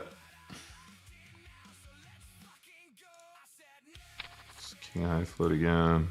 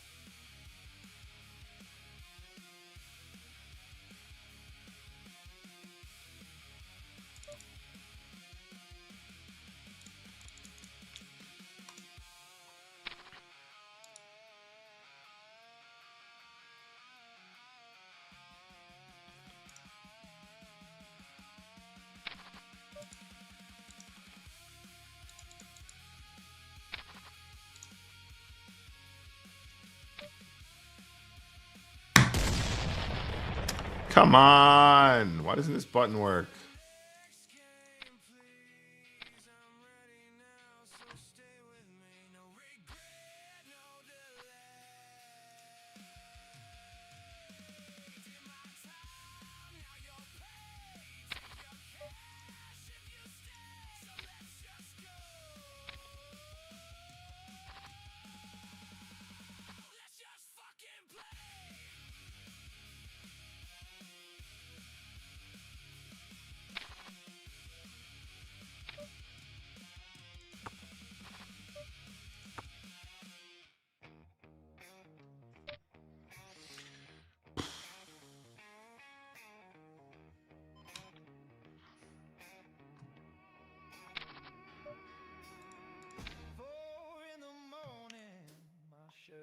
Smells like smoke. Last chip on the table, like the last bad joke. Dealer's eyes, icy says you in a fold. I've been chasing one good river through 100 nights of cold. I'm married to the cards, but the cards don't. Poker Player says, yeah, man, it's pretty cool, and I have no idea who the streamer is. I thought you had to follow to get gifted.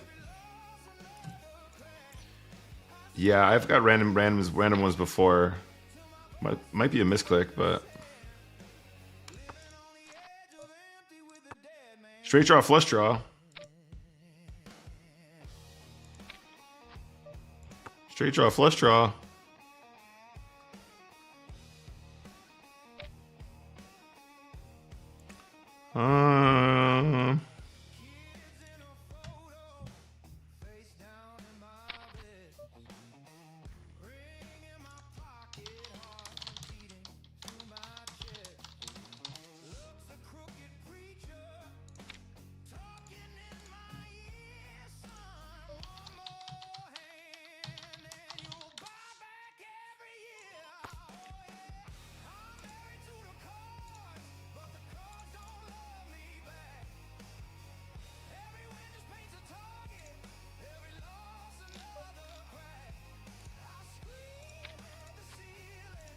Queen high for the win. I really want to hero call this.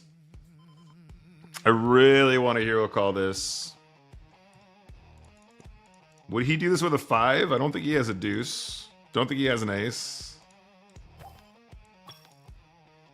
Queen high hero call for the win. That's with a 5, nice.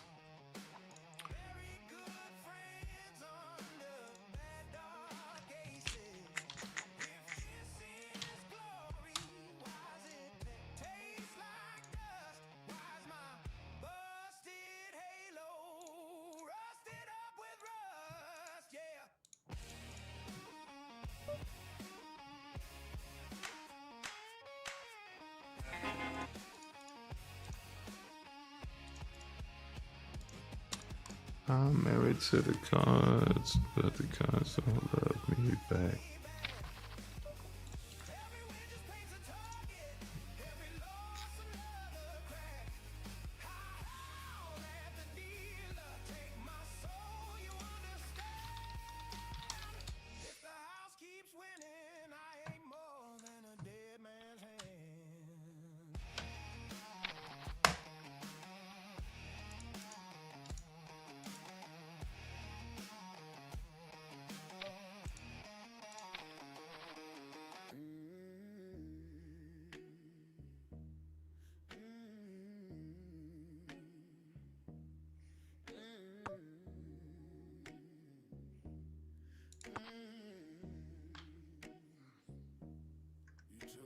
Surprise, I felt it in my eyes. I see you and I scream, oh God, you got me so good, it's so unfair. You know you got me there. I'm a sinner, but I pray. Oh God, I can't wait to play.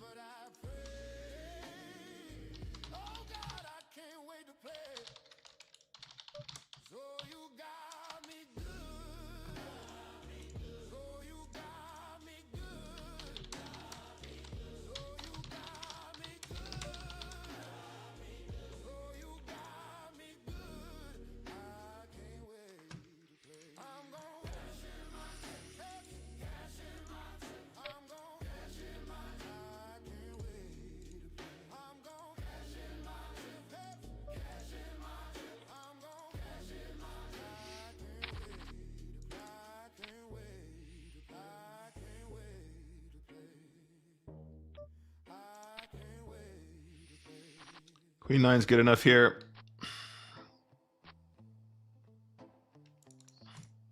Chip's going good.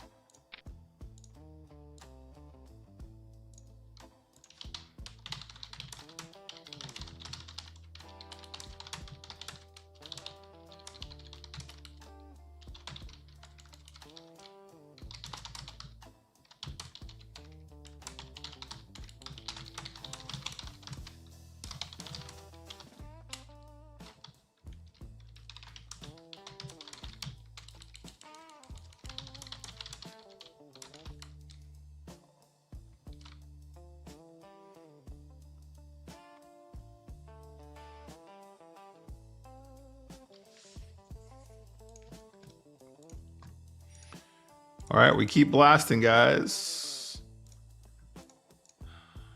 I'm going to unregister. Wait for it. Now you register.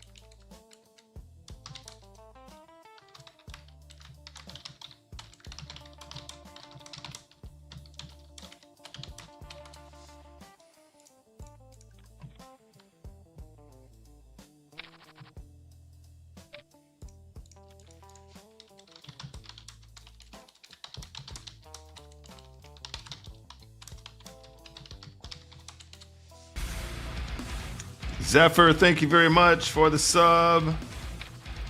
7 months of dedicated support, mate. Thank you so much. Appreciate you, buddy.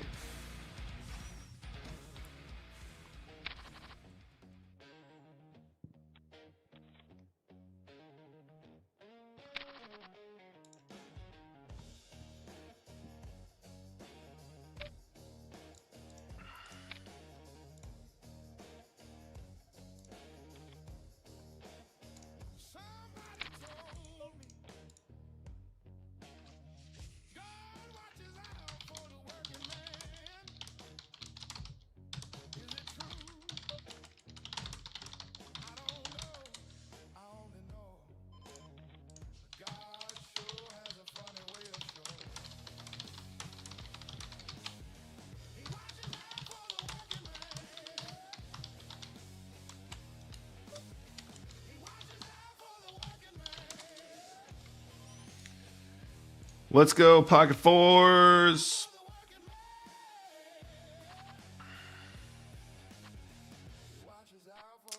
No dice.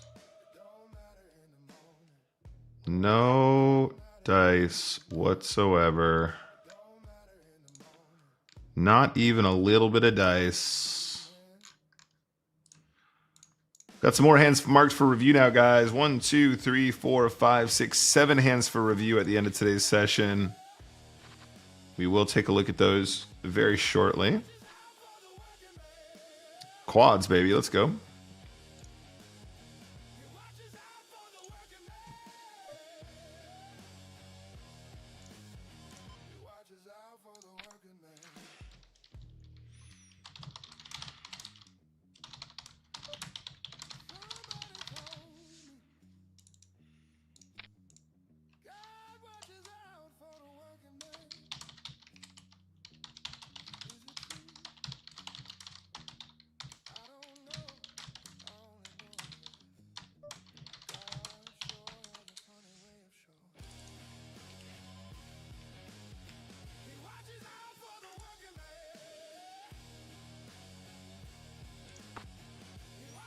The jack might be good enough. I think a 6 or a 4 tries to get to showdown. There will be bluffs in here. Oh, man. There will be bluffs in here. Does Beck ever miss a chance to lead this turn with a clubbed flush? Nice.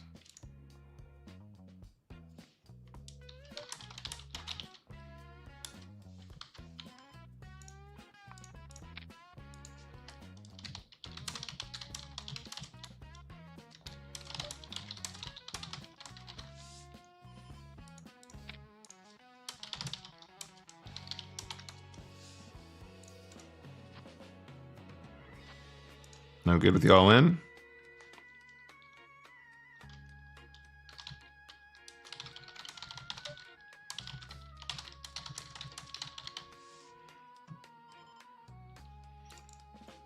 This is technically a bluff at a low frequency. Let's do this.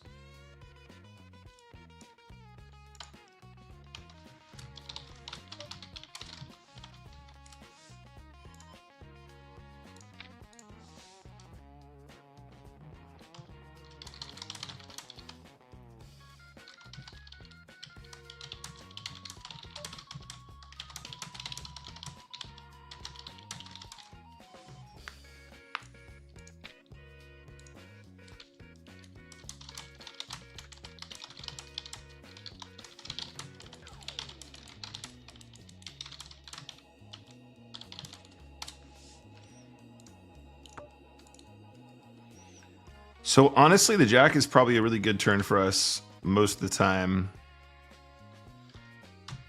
I think this is probably a value bet. Our opponent won't have a king as often as you might think here at the stack depth.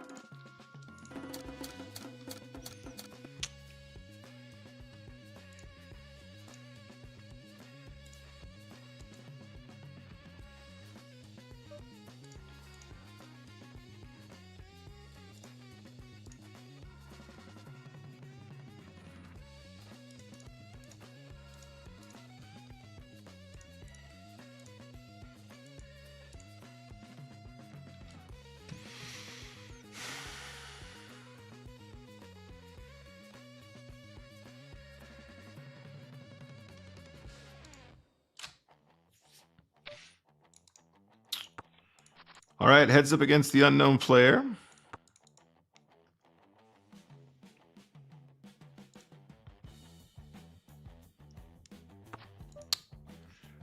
I might be able to get away with just like something like this with the gut shot.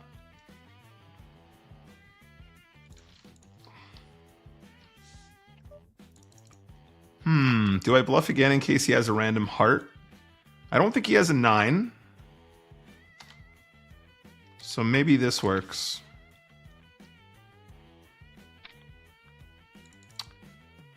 That's unlucky. He had exactly the hand we put him on, but it was also a rivered pair of 8s with a queen kicker.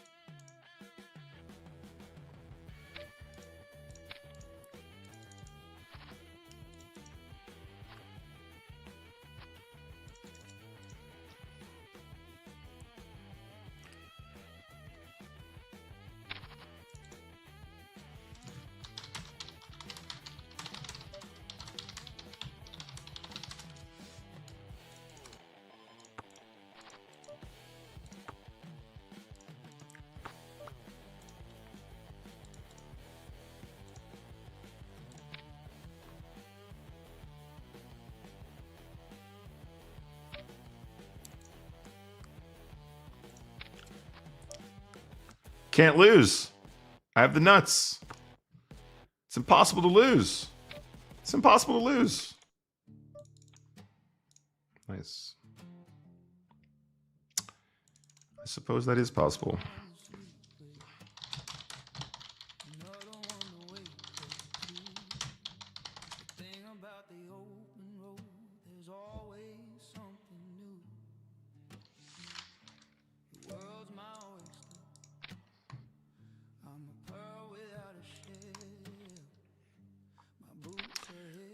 Yeah, the thing is when the board pairs there as well, like we start counterfeiting some of the two pairs that actually are value. I don't know. I don't know anymore. I don't know anymore. Just guess. We're just gonna guess.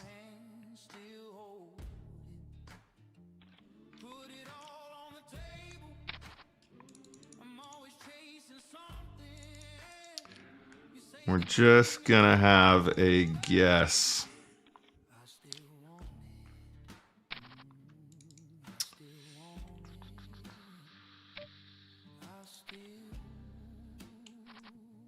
Same hand.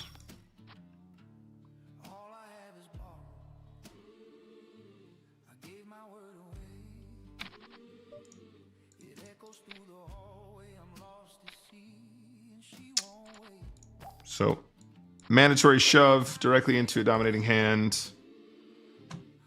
River is straight, but we don't get it. We don't win any EV here, so I'm not happy. I don't care about the money. I just want the EV.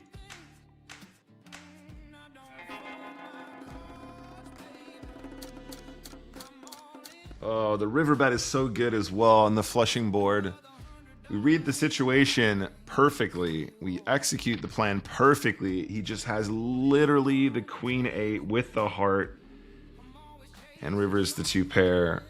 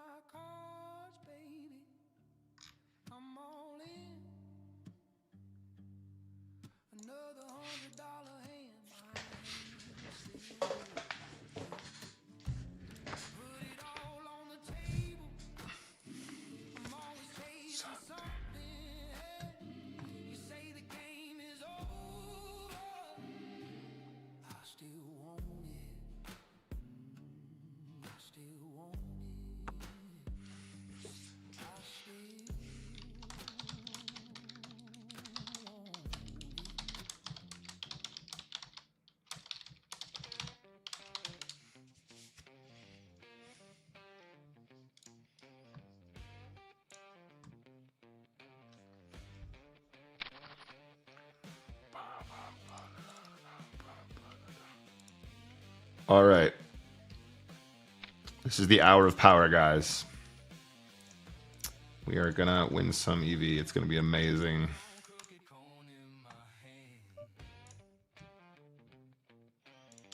We are about to win some EV. It's gonna be really, really nice.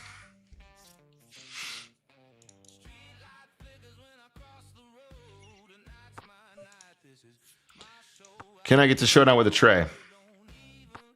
Can I get to showdown with the tray?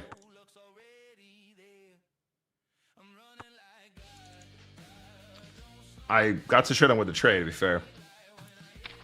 Got rivered, though. I'm running like God.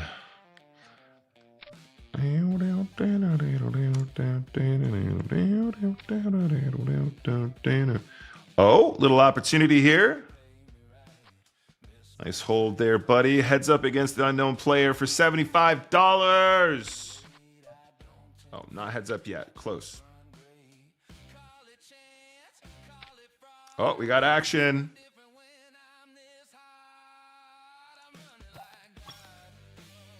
That's really good action. Not too shabby.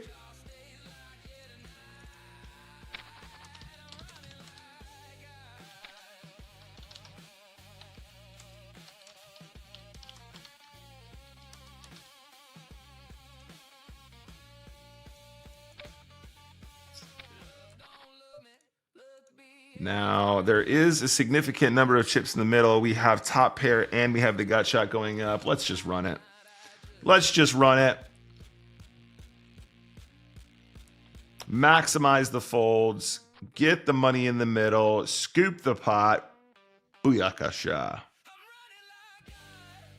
Hear that sound? That's the universe backing down. All right, let's play a pot here. In position with a flush draw, like a genius. That is a really nice turn. I absolutely love making flushes. The pot is 7 big blinds. He has 5.17 in the middle. We're about to get the lot. Played to perfection. How much more do you think the time bank gets us on the river here? How much more do we win in the time bank if we time bank this river?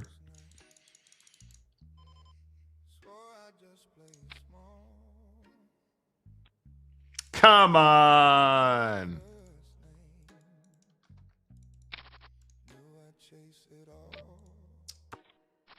Free flop.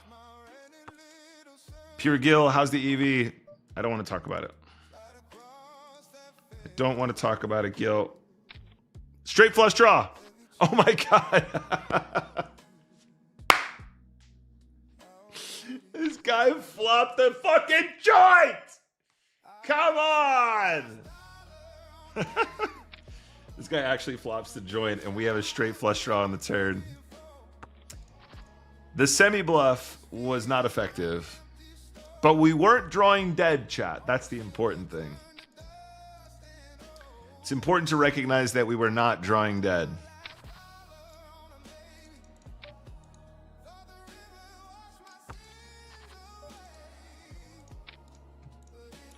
It's important that we recognize we had outs. We had outs, chat.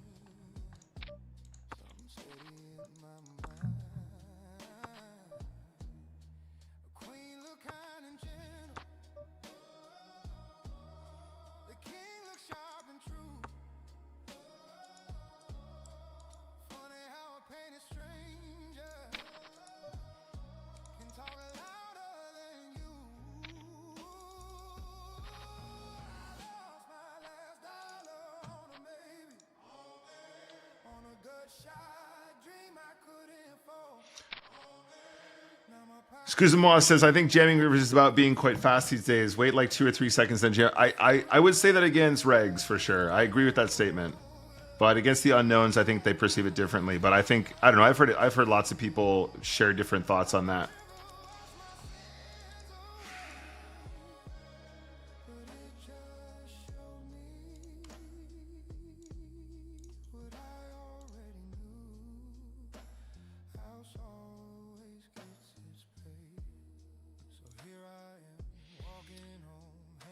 All right, 10x multiplier. Here we go. Yeah, no, I completely agree with what you're saying, excuse-moi. I think that I think it's more true. It works differently for different player profiles, but I agree with what you're saying. Definitely Hollywooding.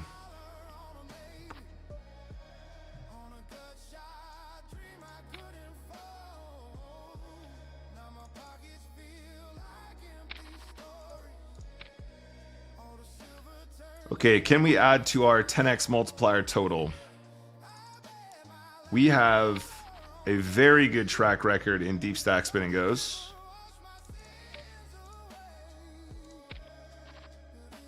Very, very good track record in deep stack spin and goes.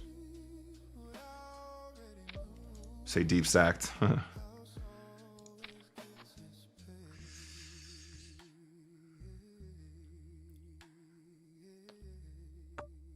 Okay. So now something like this I think makes sense. Hey, Lawler, how's it going, buddy? Lawler has arrived just in time to watch us win this 10x multiplier. No, I haven't had a haircut for a while, buddy, but I'm glad you approve. I'm actually gonna go get a cut. I'm actually gonna go get a cut soon before we go to Monte Carlo, I think.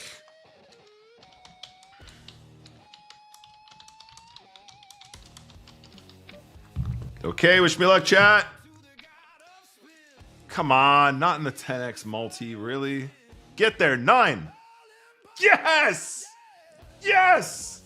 That's what we're talking about. Justice for the stream. There is a poker god.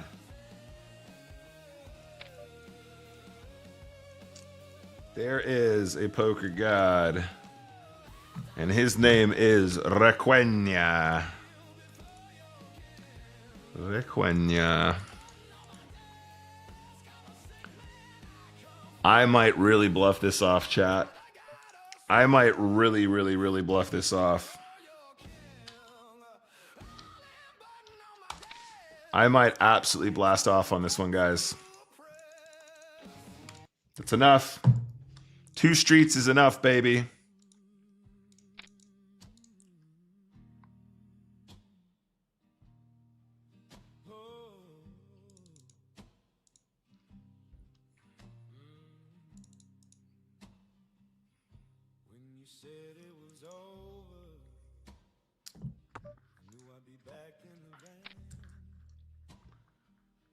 Arriving on the 3rd, hopping straight into the 2,700 quick flight, spending 3 days in Lyon before Monaco. Nice one, buddy. Nice one. I'll see you there. That's a bad turn. This is not a good turn at all.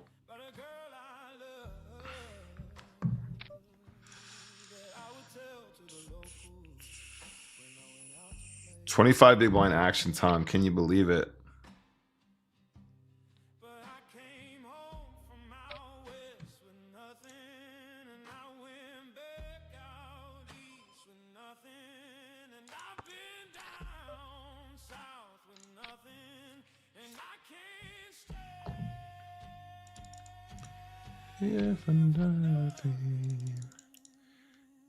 I think it goes something like this. And then I think it goes something like this. This guy's never folded an 8 before in his life.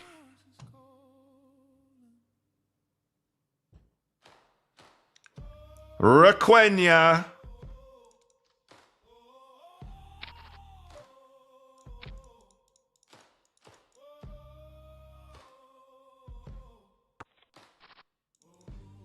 Street Walsh, they call him.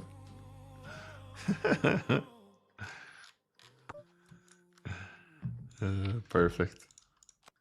Requena in the box.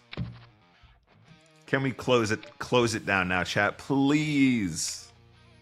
Please.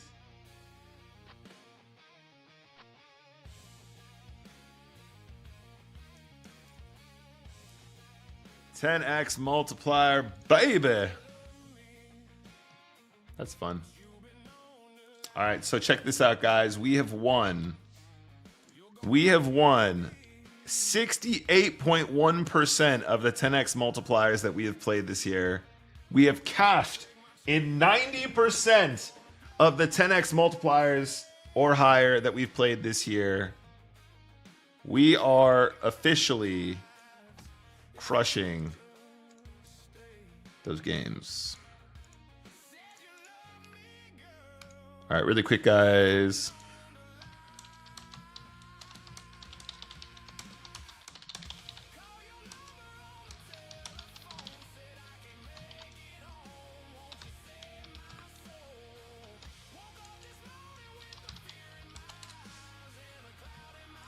Okay, good stuff.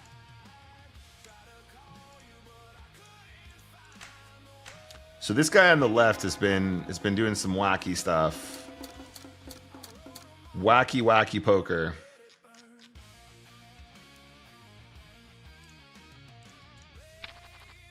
Gotta run circles around this geezer. To be fair, Requena is like super good. Running fives into eights, I think, is something that we're all into. Happens to the best of us. Go on, Prince will just bang it in here. Fine. If you must.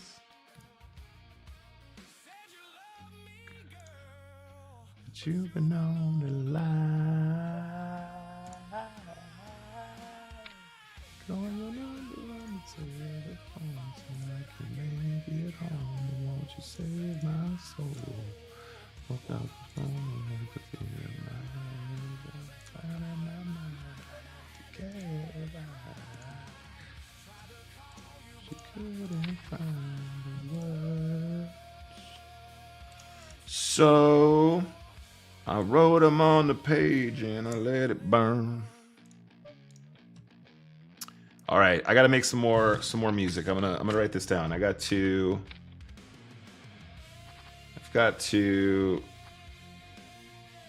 make some more music, more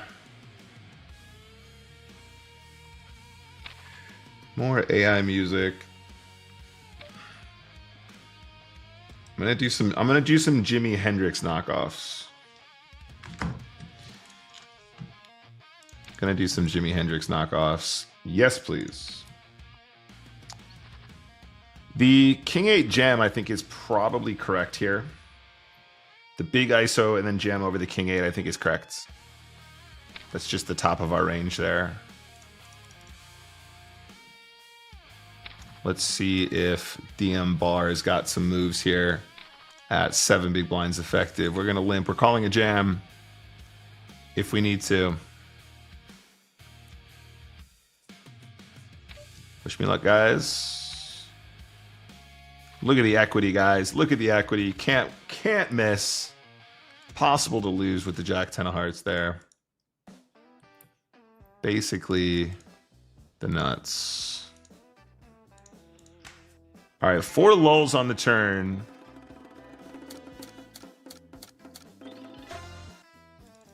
I think 4 lulls has definitely earned the yellow tag at this point. We have some interesting notes, but I would say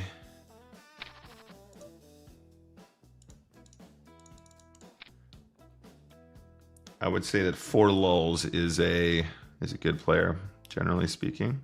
Jack. Let me mark this one as well. I'm pretty sure we open shove the 10-9 suited. Pretty sure that's correct. Mark hand for review. We'll do a full review at the end of today's session today, gang. Okay, 2 regs.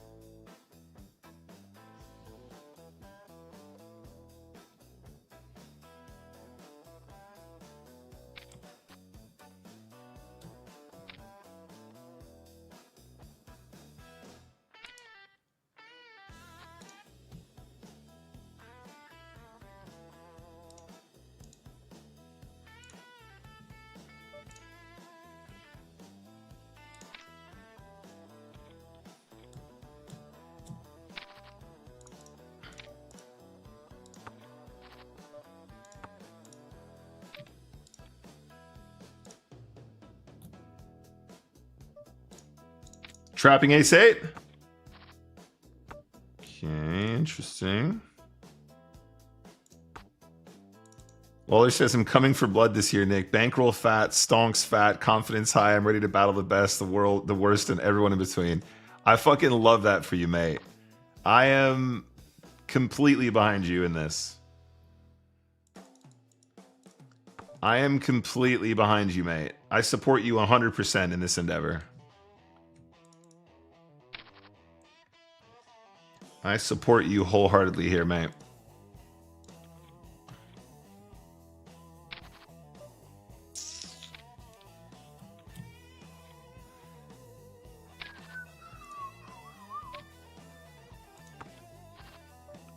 This is a pretty good flop.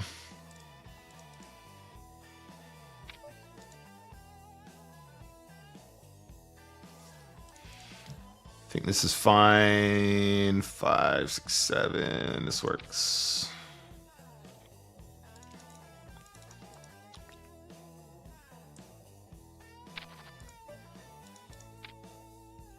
Can we run him down here? Levko. Levko heads up, just trying to find ways to chip away at the Levko. The official Levko.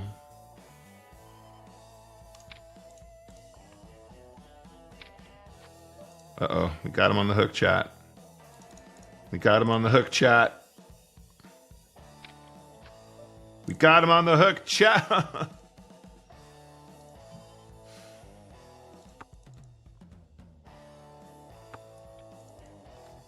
It's a really bad river. He has aces, for fuck's sake. Why? What is this run out? If he bets that river, we're so cooked as well.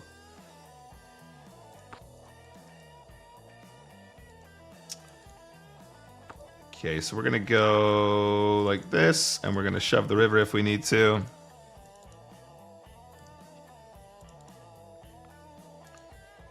He's got 4 big blinds, chat. What could possibly go wrong?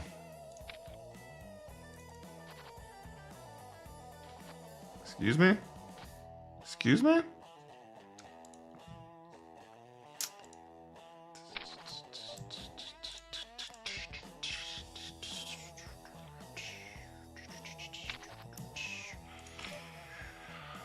Okay, so we've arrived at this point. We are at the bottom of the range here. This is not the right moment.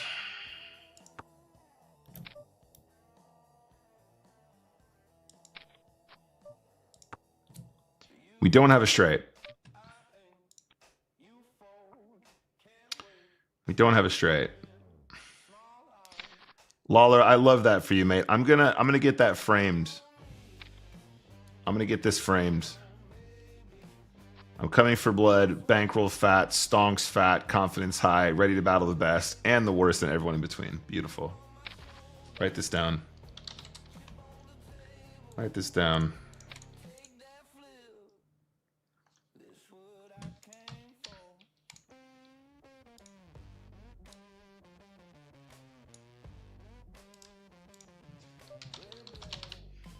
Desktop, Lawler, save.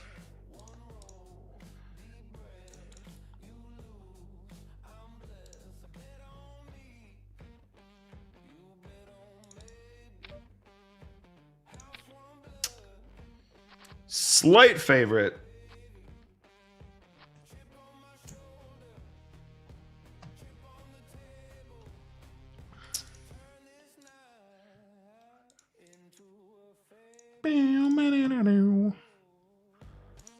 Tell you what, guys. Let me see what we can do here.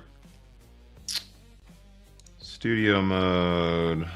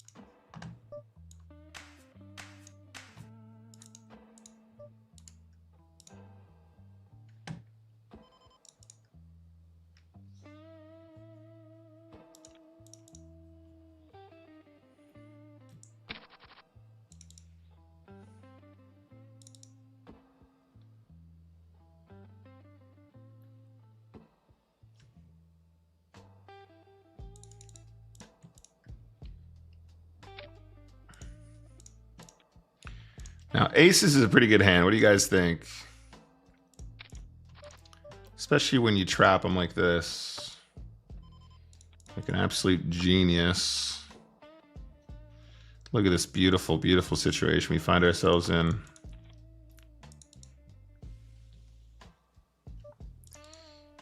Really, really beautiful spot now.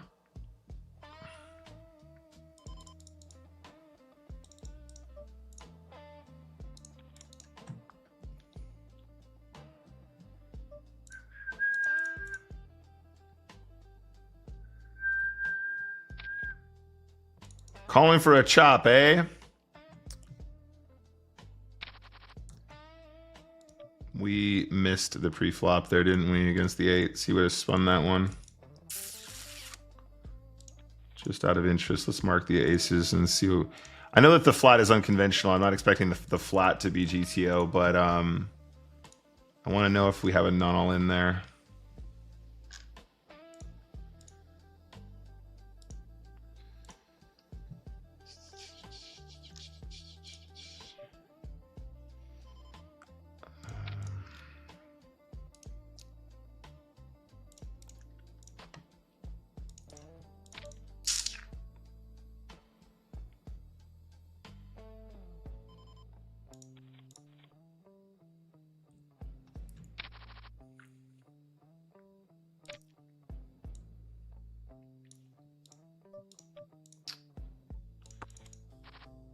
I'm just grateful to be able to travel and compete. Sometimes I feel like I'm freeloading life, but I've been diligent and persistent. That's all we can do, mate.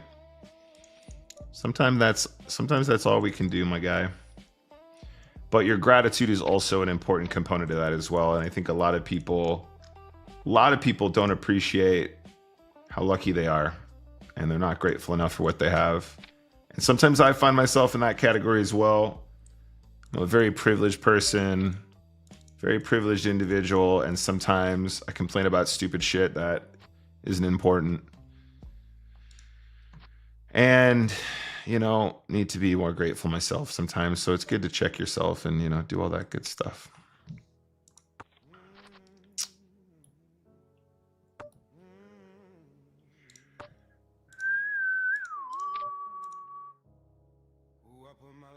All right, I am tempted to do something here now, chat. I'm gonna do something.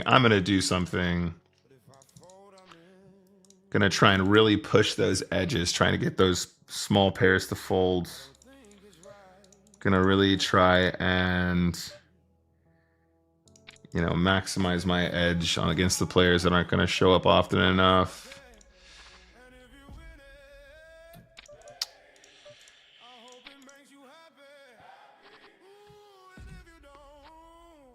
You don't have to tell me. Ooh. Nice play in the 10x multi. Well done, Nick. Thank you very much. We got lucky with the ace jack, but like, what else are we doing with that hand? It's just what it is. It's just what it is. You know what I mean? Yeah, I know. Awful. We actually found a way to almost win that one as well, Luller. We almost got him to fold the chop. He actually rivers a set as well. He turns a straight with the 8s, rivers the set. Perfect stuff. Really, really, really clever stuff.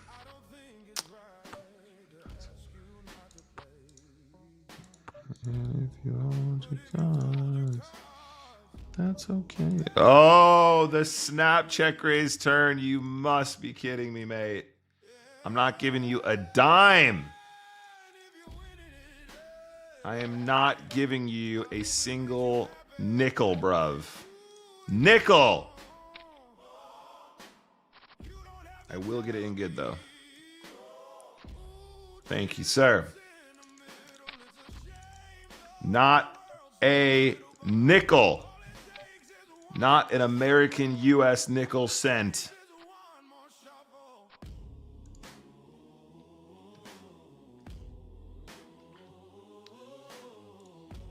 Okay, we go again. Boom, boom, boom, boom, boom, ba, ba, ba, bum. Bum, bum, bum, ba, ba, ba, bum. Not a US nickel cent dollar.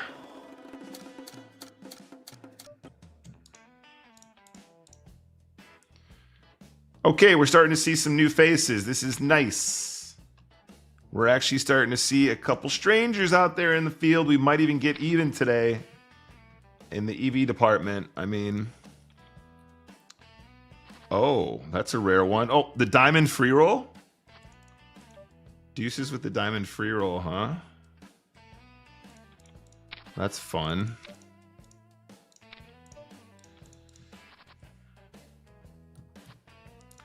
Ace Jack, a little less fun.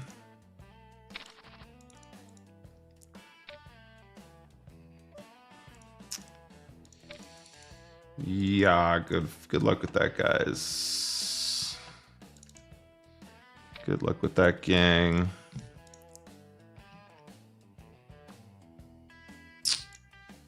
Okay, let's go confirm. Let's do this. Okay, we're rolling in a 50.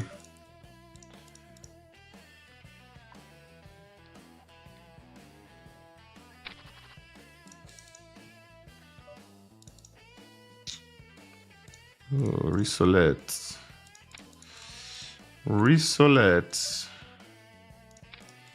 I kind of broke my rule here on the left, guys. This should just be a jam in the 2x multi. Even in the 2x multis, I just think that from the small blind, we're not getting enough value against the unknowns. To be fair, Risolette isn't an unknown per se, but... Ugh, gross.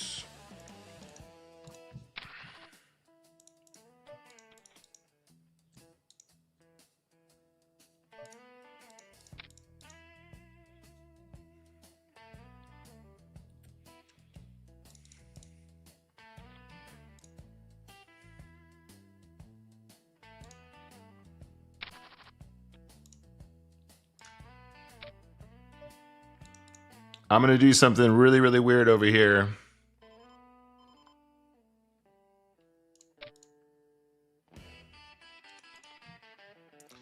Cabretti says, hi, Nick. I think full color cards are better for showing the game, especially if someone is watching on a small monitor. Just my suggestion.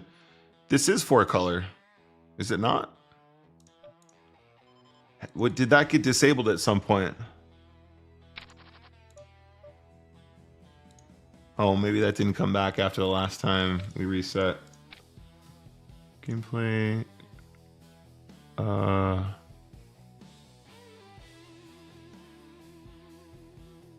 Themes? Battle snake speed. We are using a 4-color deck, yeah.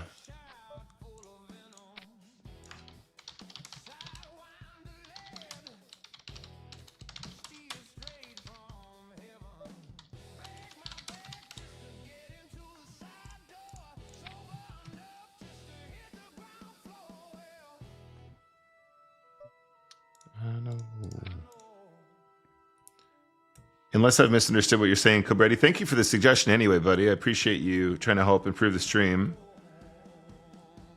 But it is 4-color.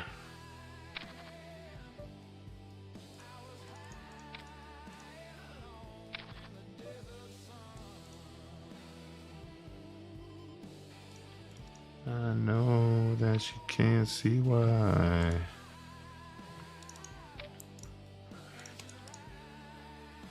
When the last train's gone, my baby left me out to dry.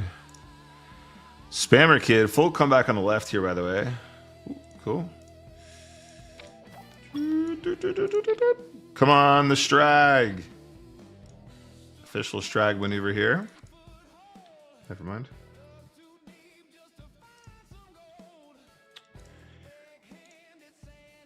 Maybe there's a better deck that you'd prefer.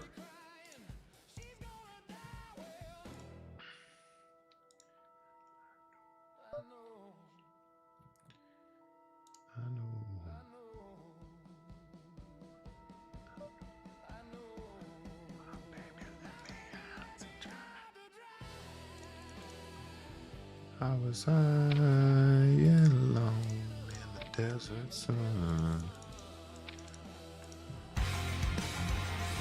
No Quiar, thank you very much for the follow. Welcome to the squad. Oh man, full comeback on the left here. What a renegade breaking the rules. I know. Renegade is my middle name, mate. I think we're actually shallow enough to get this in on the left here, guys. It's only 1.8. Oh, we get it in good, too.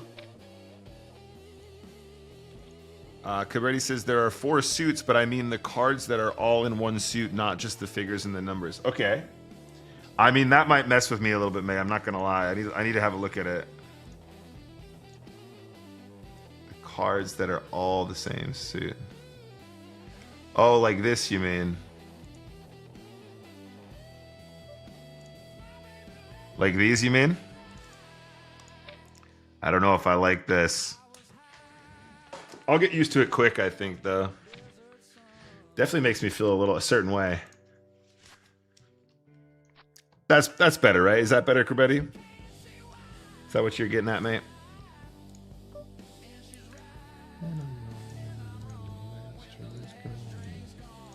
Oh, baby, you left me out to dry.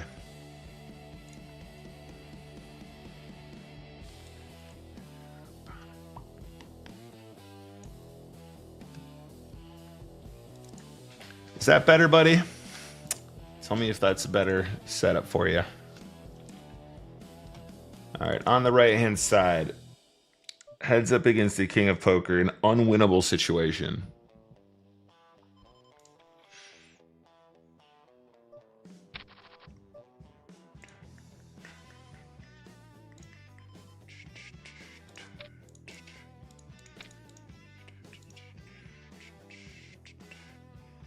Uh-oh. 4-color deck run good? 4-color deck run good, eh?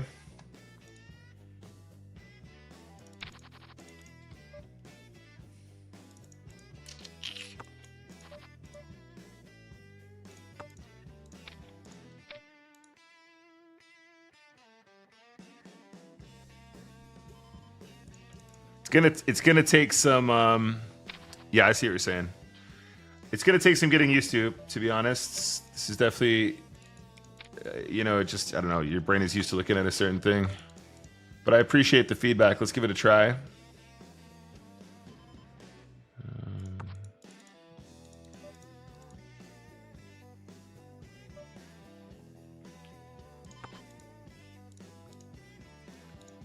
Are we gonna get bluffed on this river?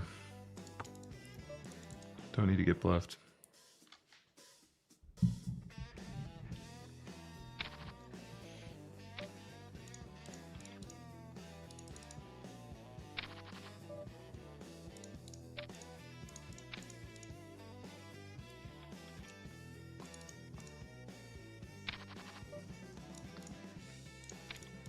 Oh, full color, run good, activated. Never mind. Full color, run good, not activated. Confirm. Yeah, let's just do this.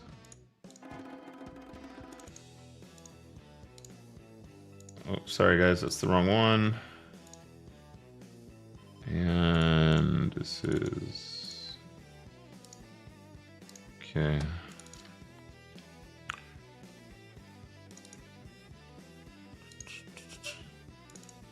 Poker player, ayo. Ace queen like a boss. All right.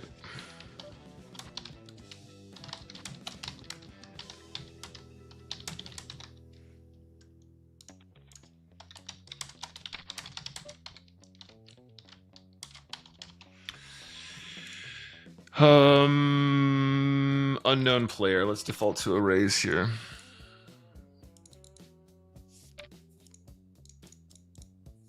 What do we think, guys? Is this a better viewing experience? How about the green? Green's kind of nice. Green is kind of nice. Maybe I prefer darker color. Maybe darker green. What are we doing with the background here?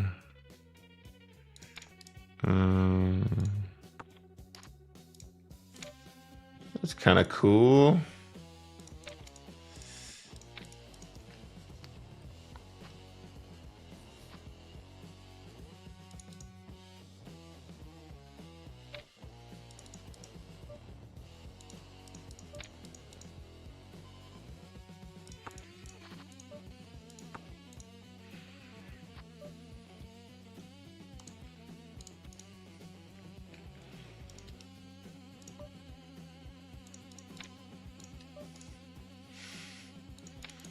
Can we limp 100% here?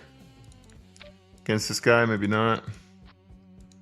Queen Jack, no good. Kings are a good hand. Can we get max here?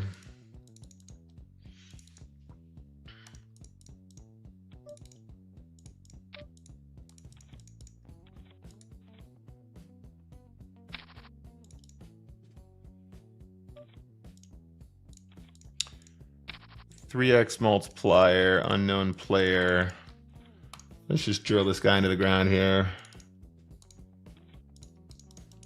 Just keep smashing the all-in button until we get there.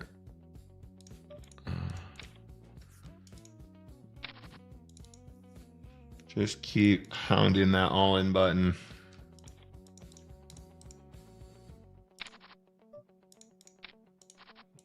Again and again and again. That's no good.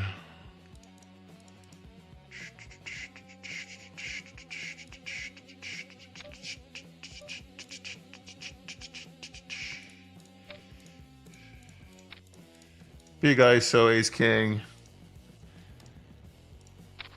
And king nine of hearts. Probably slightly better against this player like this. Let's take a free card here. Ooh, okay, that's pretty telling against this guy.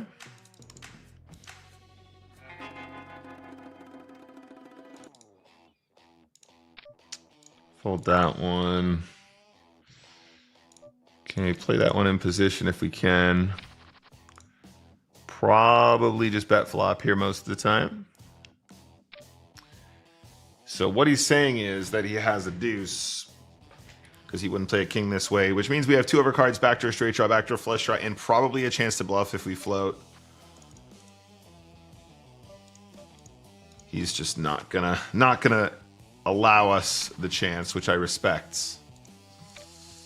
But generally speaking, we're going to be back in slam mode.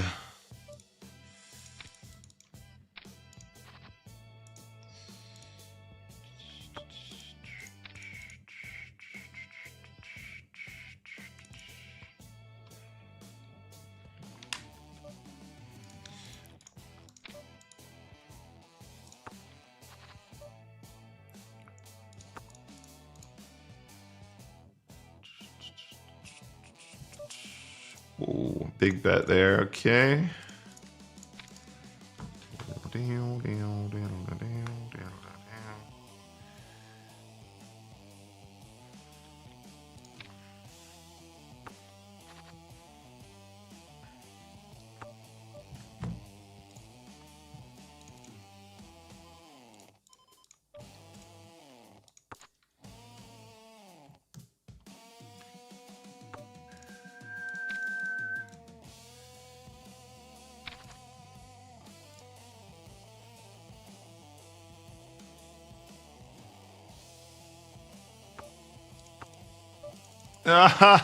What are you doing, mates?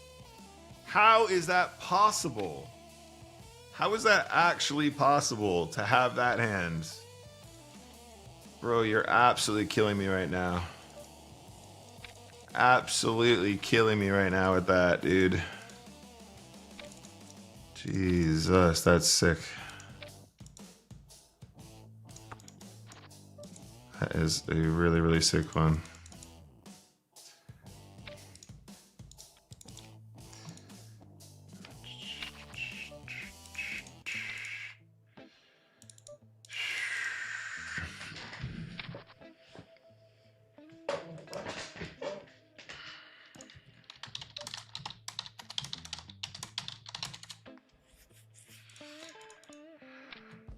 King deuce is technically a call there against the unknown player. We want to be tighter though.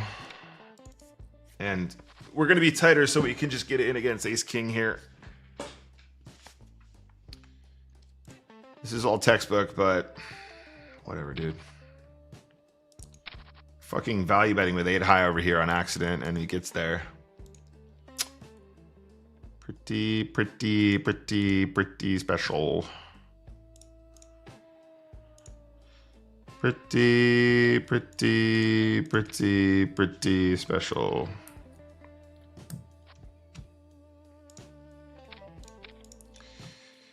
Pretty, pretty, pretty, pretty special.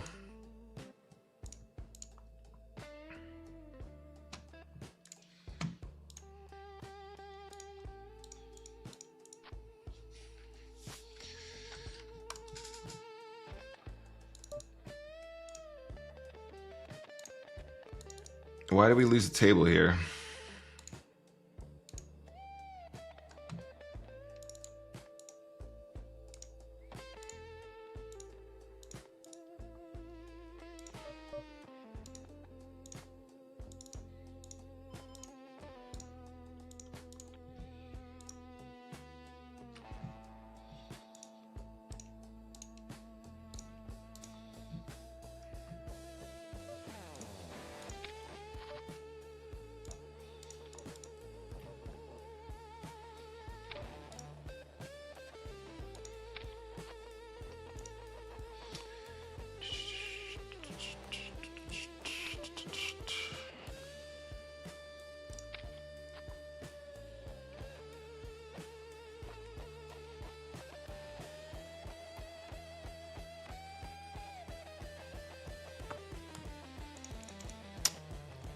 Can we value jam? We could probably value jam.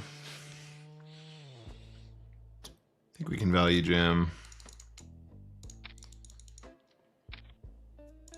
Wow. Wow. Nice hand, king of poker. That's why he's the king. That's why he's the king.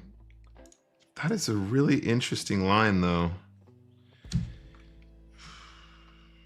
He just knows me too well, I guess. The reason I'm saying this isn't because I think it's crazy to have a trap with a king there. It's because when there's not a missed flush draw, there are fewer missed draws that we turn into bluffs, which is beneficial for your trap, right? So I think we end up having more Jack X, King X, Jack X, 7X than we do draws, obviously.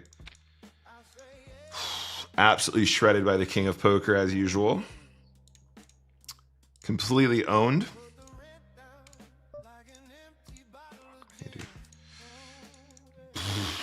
Man, this game is hard.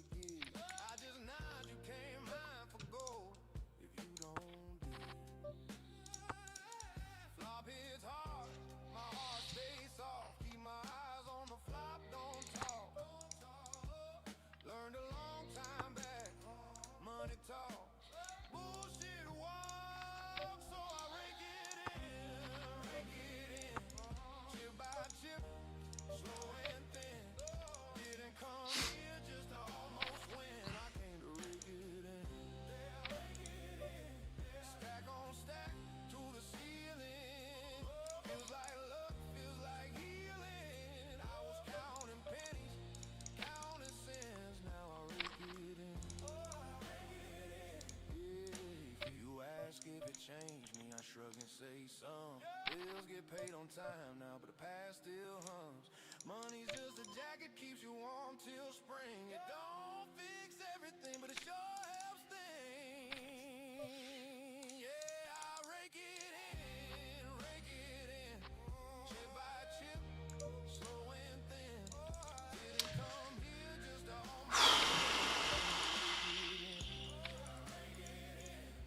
stack on stack to the Wow. Cool spot on the left here. Oh shit. Why is this the same table twice?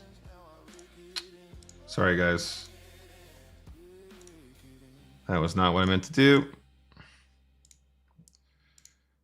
All right, let's play a couple more games and let's play one more game and then we'll move on.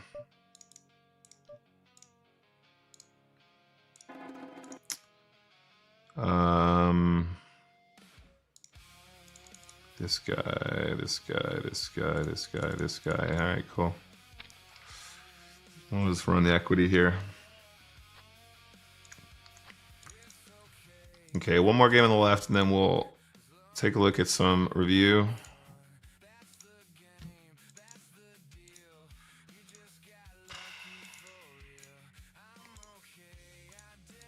King of Poker absolutely cooked me. This was a very sad story.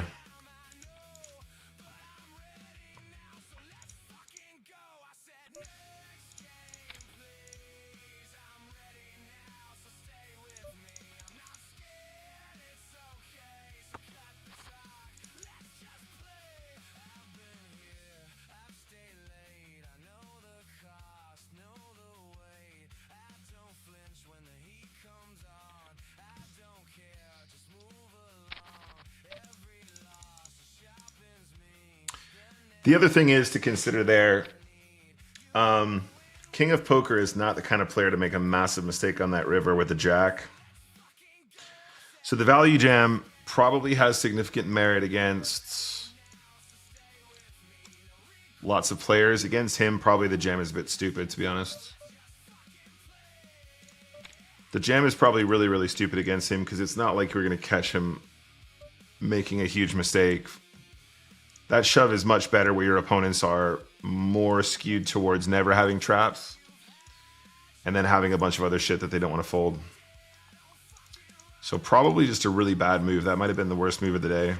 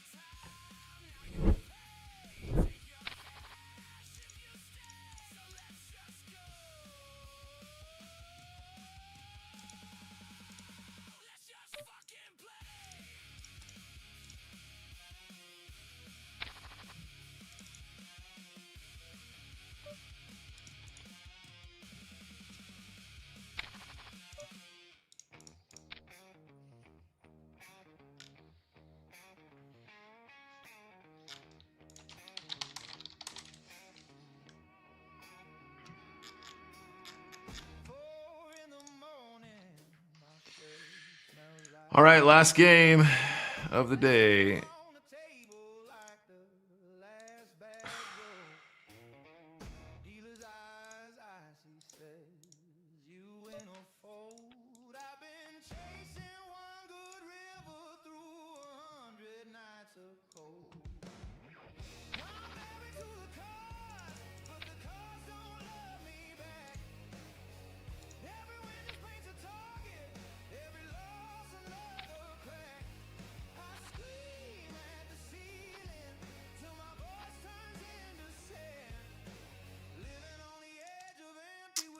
All right.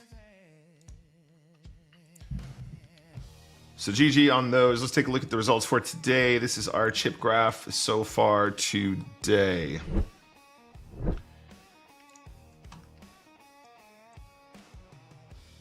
Fucking boring is what this is. Really, really boring.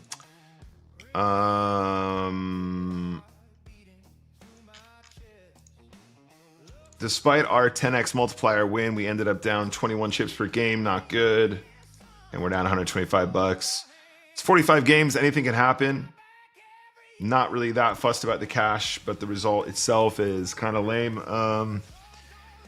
I mean, did anything happen today, guys? Like, we certainly could have improved in a couple areas. I think we probably made one pretty big blunder there against King of Poker, but that was on us. Outside of that, like, are we seeing anything happen here? Like, are we really going on any runs? Our exposure to regs is extremely high. And anytime there's a reg v reg encounter, the amount of chips you can win is highly limited. In particular, when we're playing very good regs, which is what we're doing today. Our exposure to the unknown players was extremely unlucky. I mean, a lot of our heads-up encounters against the unknowns, which were probably, what, like 4 or 5 out of the 35 games we played. 45 games we played. Pretty unlucky in those spots as well. I mean, even in our 10x multiplier, we had to get ace-jack in against ace-queen. This is just a day, so I'm not trying to like get down about today, but just in general, I feel like we've really been fighting an uphill battle all this year, right? We're still winning more chips than we're losing in EV. We're not winning enough in order to be profitable from an EV perspective. I think it's just another day in the office, I'm afraid, today, guys. Really wanted to try and get back climbing, but the conditions today were not ideal, and we kind of just ended up treading water, kind of holding our own. I mean, if we look at today's graph again,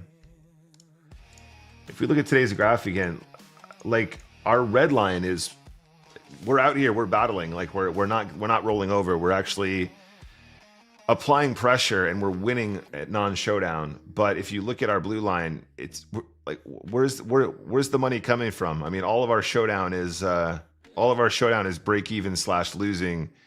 Our EV is in the trash here because we're just not finding any like really big high value runs here. And as a result, we're just, I don't know. So now I feel like we're playing fairly solid. Definitely always room to improve. Nobody's perfect, but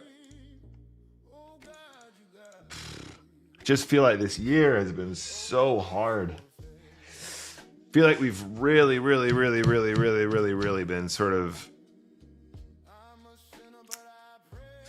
you know, there's always more effort. I'm not trying to make this about effort. I'm not trying to make this about like I need sympathy or anything like that. It just feels like this year so far we've been encountering a highly disproportionate amount of sort of EV run bad, a highly disproportionate amount of reg on reg battles, which is just always like much more difficult, right? If you have 3 or 4 tables of regs, like the amount of thinking you have to do to try and overcome those guys is pretty extreme. Whereas, you know, when you have a nice run where you're encountering a good mix of players, you're going to have a bunch of stacks gifted to you and you're just feeling like you're a crusher, right?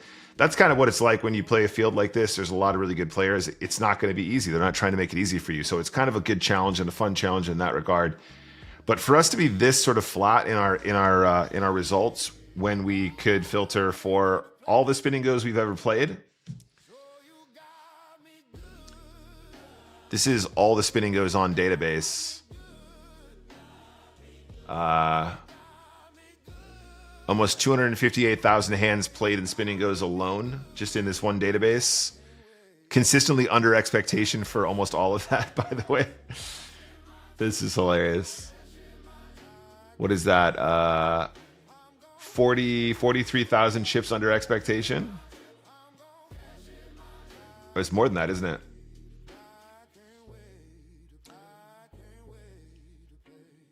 Like 60,000 chips, 63,000 chips under expectation. Yeah. Anyway, sorry, I didn't mean to make this a thing. I'm just thinking about, you know, all this. I mean, this obviously is a mix of reg speed spinning goes, and at some point here is when they change to the merge.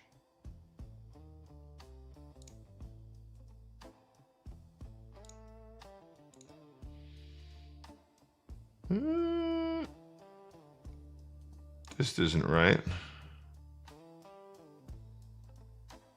Oh no, that's broken. That one isn't right. Anyway, Yeah. Anyway, this is the graph we're working on, guys. So more like this tomorrow and hopefully a better session. Essentially, we need to just have one more big Monuments left swing, which I'm sure is totally possible, totally feasible in the next 10,000 games. We're currently around a 10 chip EV average, which is not good enough. And I know that we're capable of doing better than that. But even one or two little upswings would get us up to 15 quite quickly. So I think we need to play through this and keep our chin up, and we will get to the rainbow part. I mean, this is a thing, right? Another one of those that would take us to 15 pretty easily. Another one of these, that little stretch there, that would take us up to like 18 probably. And then we're kind of in the Goldilocks zone. So we're not a million miles off, guys. We're battling. We just need to find some better conditions and hopefully some better run of cards to go there. In any case, I'm going to clock off there. In fact, sorry, I'm not clocking off there, guys. We're doing our review. Sorry. Okay, so I'm going to close up PokerStars.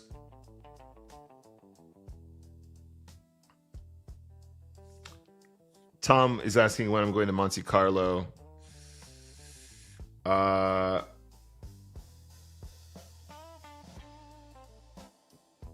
I'm going to Monte Carlo on the 2nd of May, Tom. Mrs. Bombastic says you're running like God in the 10X. We're definitely running like God in the 10X. Not just today, but in general, we've been doing very well in our bigger multipliers. I can actually show you what that looks like if you want. That's actually kind of interesting.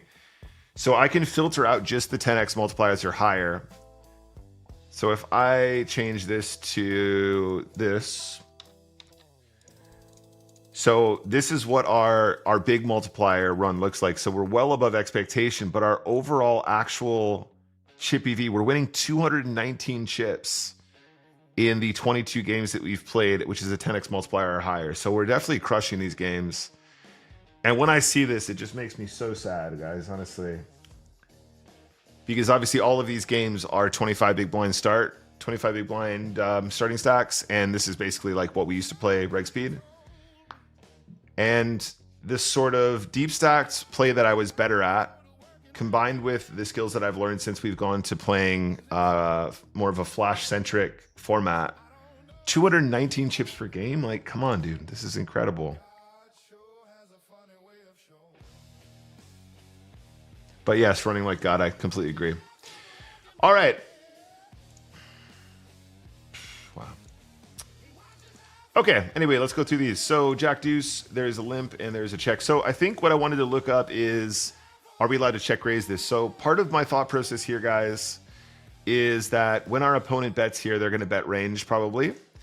And they should actually have fewer king combos and also fewer combinations of Jack 10 and, you know, Jack 10, Queen Jack as well. So the check raise here, I think, makes a lot of sense. I think we're supposed to go slightly bigger than this. But then once we get here, do we commit to the jam or do we play our hand like this? We ended up winning the pot for a little bit on the river, but I think maybe what we're supposed to do is size up the turn and shove the river, or maybe we're not supposed to check raise this at all. So with that in mind, let's do some study. So just before anyone says anything, we're going to fire up GTO Wizard, but PokerStars is closed. We're doing study now. We're not playing, and we're just doing this strictly for the study aspect. So let's take a look.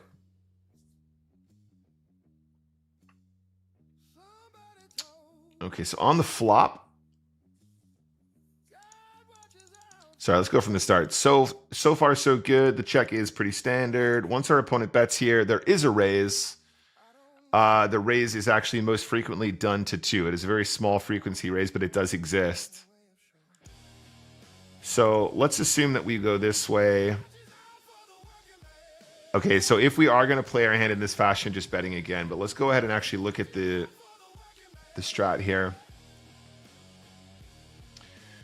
So our opponent is bet, and then we are here with the Jack 3 of diamonds specifically.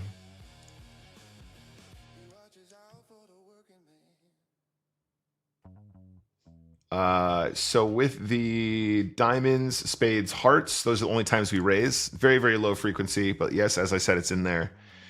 The raise to 2 is the most frequent, so let's assume they do that and we call. Turn is the 3 of diamonds, so we pick up the flush draw. And then at this point, if you do end up here with the Jack 3 suited with the diamonds.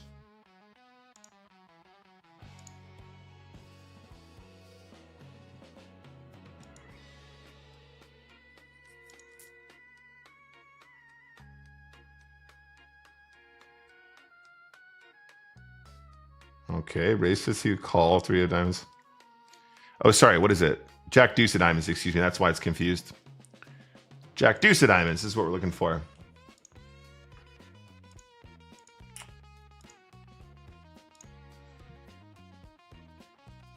So the Jack deuce, excuse me, is happening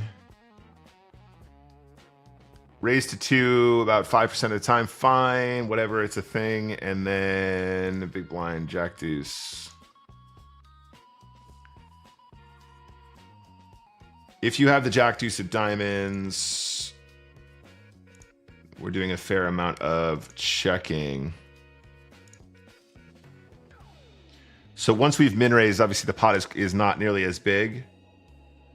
So they're going to default to the check on that turn. Okay, so we kind of end up getting half of it right. So the size down is better. The thing is, this is such an infrequent line that probably we don't need to be that concerned about it. It probably performs much better IRL, but let's assume that we're basically supposed to check raise smaller and then we're supposed to slow down on the turn. That's fine. All right, next move, we're all in. So this is how you know I'm getting bummed out by poker, because I'm looking up shit like this. We're gonna look at the NickWalshTV chart pack for this. This is about 10 or 11 big blinds effective. We have the ace 3 offsuit. This is a straightforward one to look up. If you want this, you can get it at my website, guys. The preflop solves, all nicely organized into little images so you can peruse them yourself. We are at 11. And with 11 big blinds, we are all in with ace 3 off. And at 10, even more so. In fact, we start to include the ace deuce off as well there.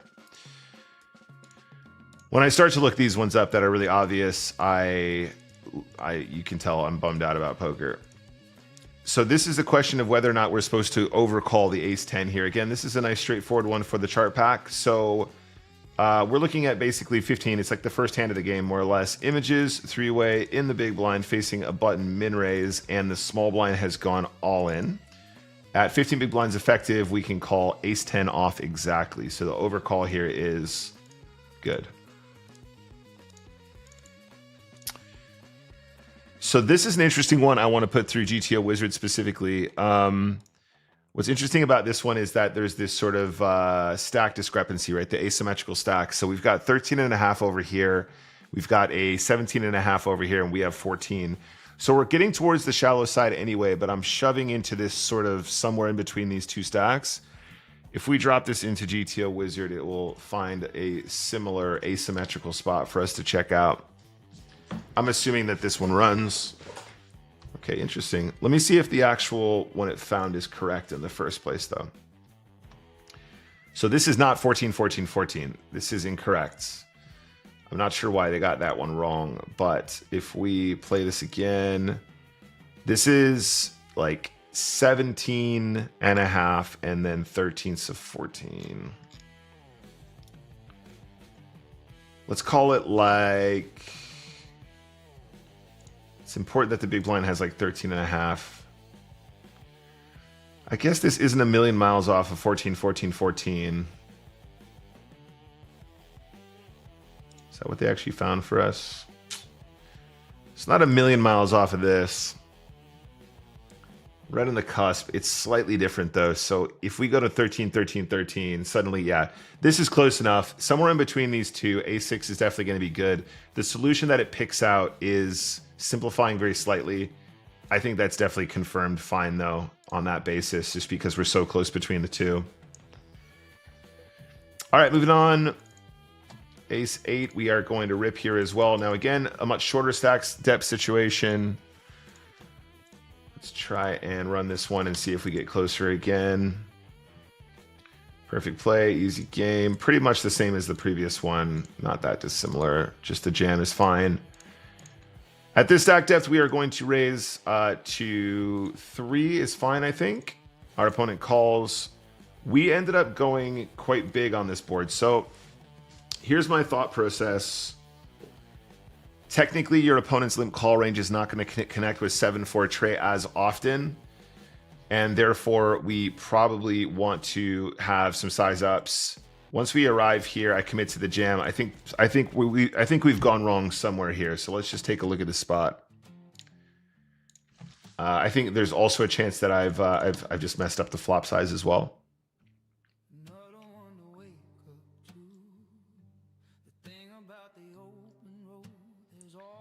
Yeah, so pre-flop fine, flop is where it goes wrong, turn is fine. Okay, cool. So let's take a look at the whole spot.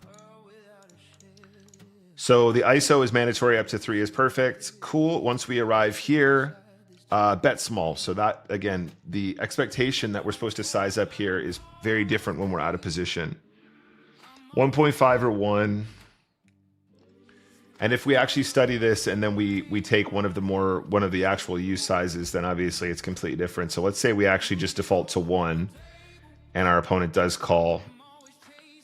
Turn was the 7 of diamonds. I'm assuming we're going to shut down now with the king jack. No, never mind. So what does that say? Big bet turn. So they actually really like this. So there's kind of two things being confirmed, right? Our assumption that this isn't a board that our opponent is connected with as often, it seems accurate, right? Because the computer wants us to bet and then bet again. However, there's another thing at play here that we need to consider. If we choose a bet size like 1 big blind on this board, theoretically your opponent is supposed to float like so much stuff. Like basically any backdoor flush draw, which is almost always a backdoor flush draw with 2 overcards. Jack 10 of spades, 9 10 of spades, 8 9 of spades for sure, 8 9 of hearts, mountains and mountains. So your opponent ends up having way more air once we bet 1, or way more random stuff. And the 7 ends up being a relatively good card because your opponent really shouldn't have trip 7s that often. So what ended up happening was he had queens. But as played, let's go back to the flop, because we kind of learned what we needed to learn here about how we play this one. And obviously that size isn't as useful. Once we arrive at the flop in an ISO'd pot, you know, betting 3 exists. It's just not done with the combination that we have. So let's assume that we are going to go to 3. And let's go back and take a look at what that is. So that's, you know, over pairs, the kind of pairs that are somewhat vulnerable, 8s and 6s, for example. Again, those are probably going to be some other ones as well. Just talking about the most frequent ones. 4 is, yeah, look, this is with infinite sizes, right? This is tons of size. If we just do, we can probably simplify it to probably switch to like 1 size here as well. Why don't we take a look at that? So if we wanted to learn this strategy and we're playing just the 1 size, it's defaulting to 1.2. So generally, I think bet small is just what we want to do most of the time here, just to simplify our thought process, not get too complicated with like having 5 sizes on this flop. But as played, okay, cool. Let's say that we do go for a, let's go back to simple. General, excuse me. Now let's assume that we've bet 3. Our opponent is called. Now the turn is the 7 of diamonds. A lot of these want to be all in on the turn. So as played, it sounds like we are just taking a combo that doesn't want to be played as big on the flop. But we're sort of still following the betting pattern that you would if you had pocket 3s. I mean, like, some of these are checking, sure, but a lot of them are just committing the rest. Like 63% of the time, you're shoving what you're betting for 3 big blinds in the flop. So energy is kind of good. But I would say probably what we want to start doing is defaulting to a single size strategy more often, just because it's going to be really effective. So just double checking this one. Our opponent shoves for 4.5 big blinds. We jam. I'm assuming this is just standard, but you know, we always want to double check these so we don't learn them wrong. This is a bit of a funny one because 4 is obviously you know, flipping at best against the short stack, and we still have 1 stack behind us where we don't really have any fold equity. Well, there's no fold equity against the all-in player, obviously, but there's some fold equity against the big blind. So it is just fine. And yeah, okay, cool. So I don't think there's too much to study there. And are we just straight ripping the 10-9 suited? This is another one for the NWTV chart pack. Just easier. And also, if you guys do end up, if you do decide to buy the chart pack, you have access forever, right? You don't have to keep paying subscriptions to access these. So images, 3-way, on the button 15. 10-9 suited, 100% push. We'll remember this one correctly. That's it. That's all we need to know. Last one. Blind v blind. We're all in with ace 10 at 14. Why is this one marked for review? Okay, this one shouldn't be marked for review. That's definitely a push. All right, so guys, let's just remind ourselves. Let's just remind ourselves of all the progress that we've made. So first of all, this is the filter specifically from the first games that we played after they merged. So it's all fine and good looking back at the glory days, but this is still an example of, filtered correctly, this is still an example of our progress since the merge existed, right? So we're definitely heading in the right direction. We're certainly winning more chips than we're losing. Whether or not we're winning them fast enough is another question. I think overall, including the $10 games and the 25s we played so far, we have something like a 15 chip EV. So we're probably still about 3, 4, 5 chips below what I believe we're capable of. It's going to be hard, but we got to grind it out. I mean, all we need is one of these bad boys from here to here. Little upswing like that will be sitting absolutely gorgeous in the overall profitability EV chart. But until then, guys, I'm going to sign off. Tomorrow, 2 p.m., we're back with Spinning Goes. More like this. Going to try and get some more volume in and catch up with our pace, because I think we're still probably about 1,000 games behind to try and complete 10,000 by the end of the year. And we're just going to keep grinding. We're not going to quit. And yeah, love you guys. I'll see you guys tomorrow. Signing off.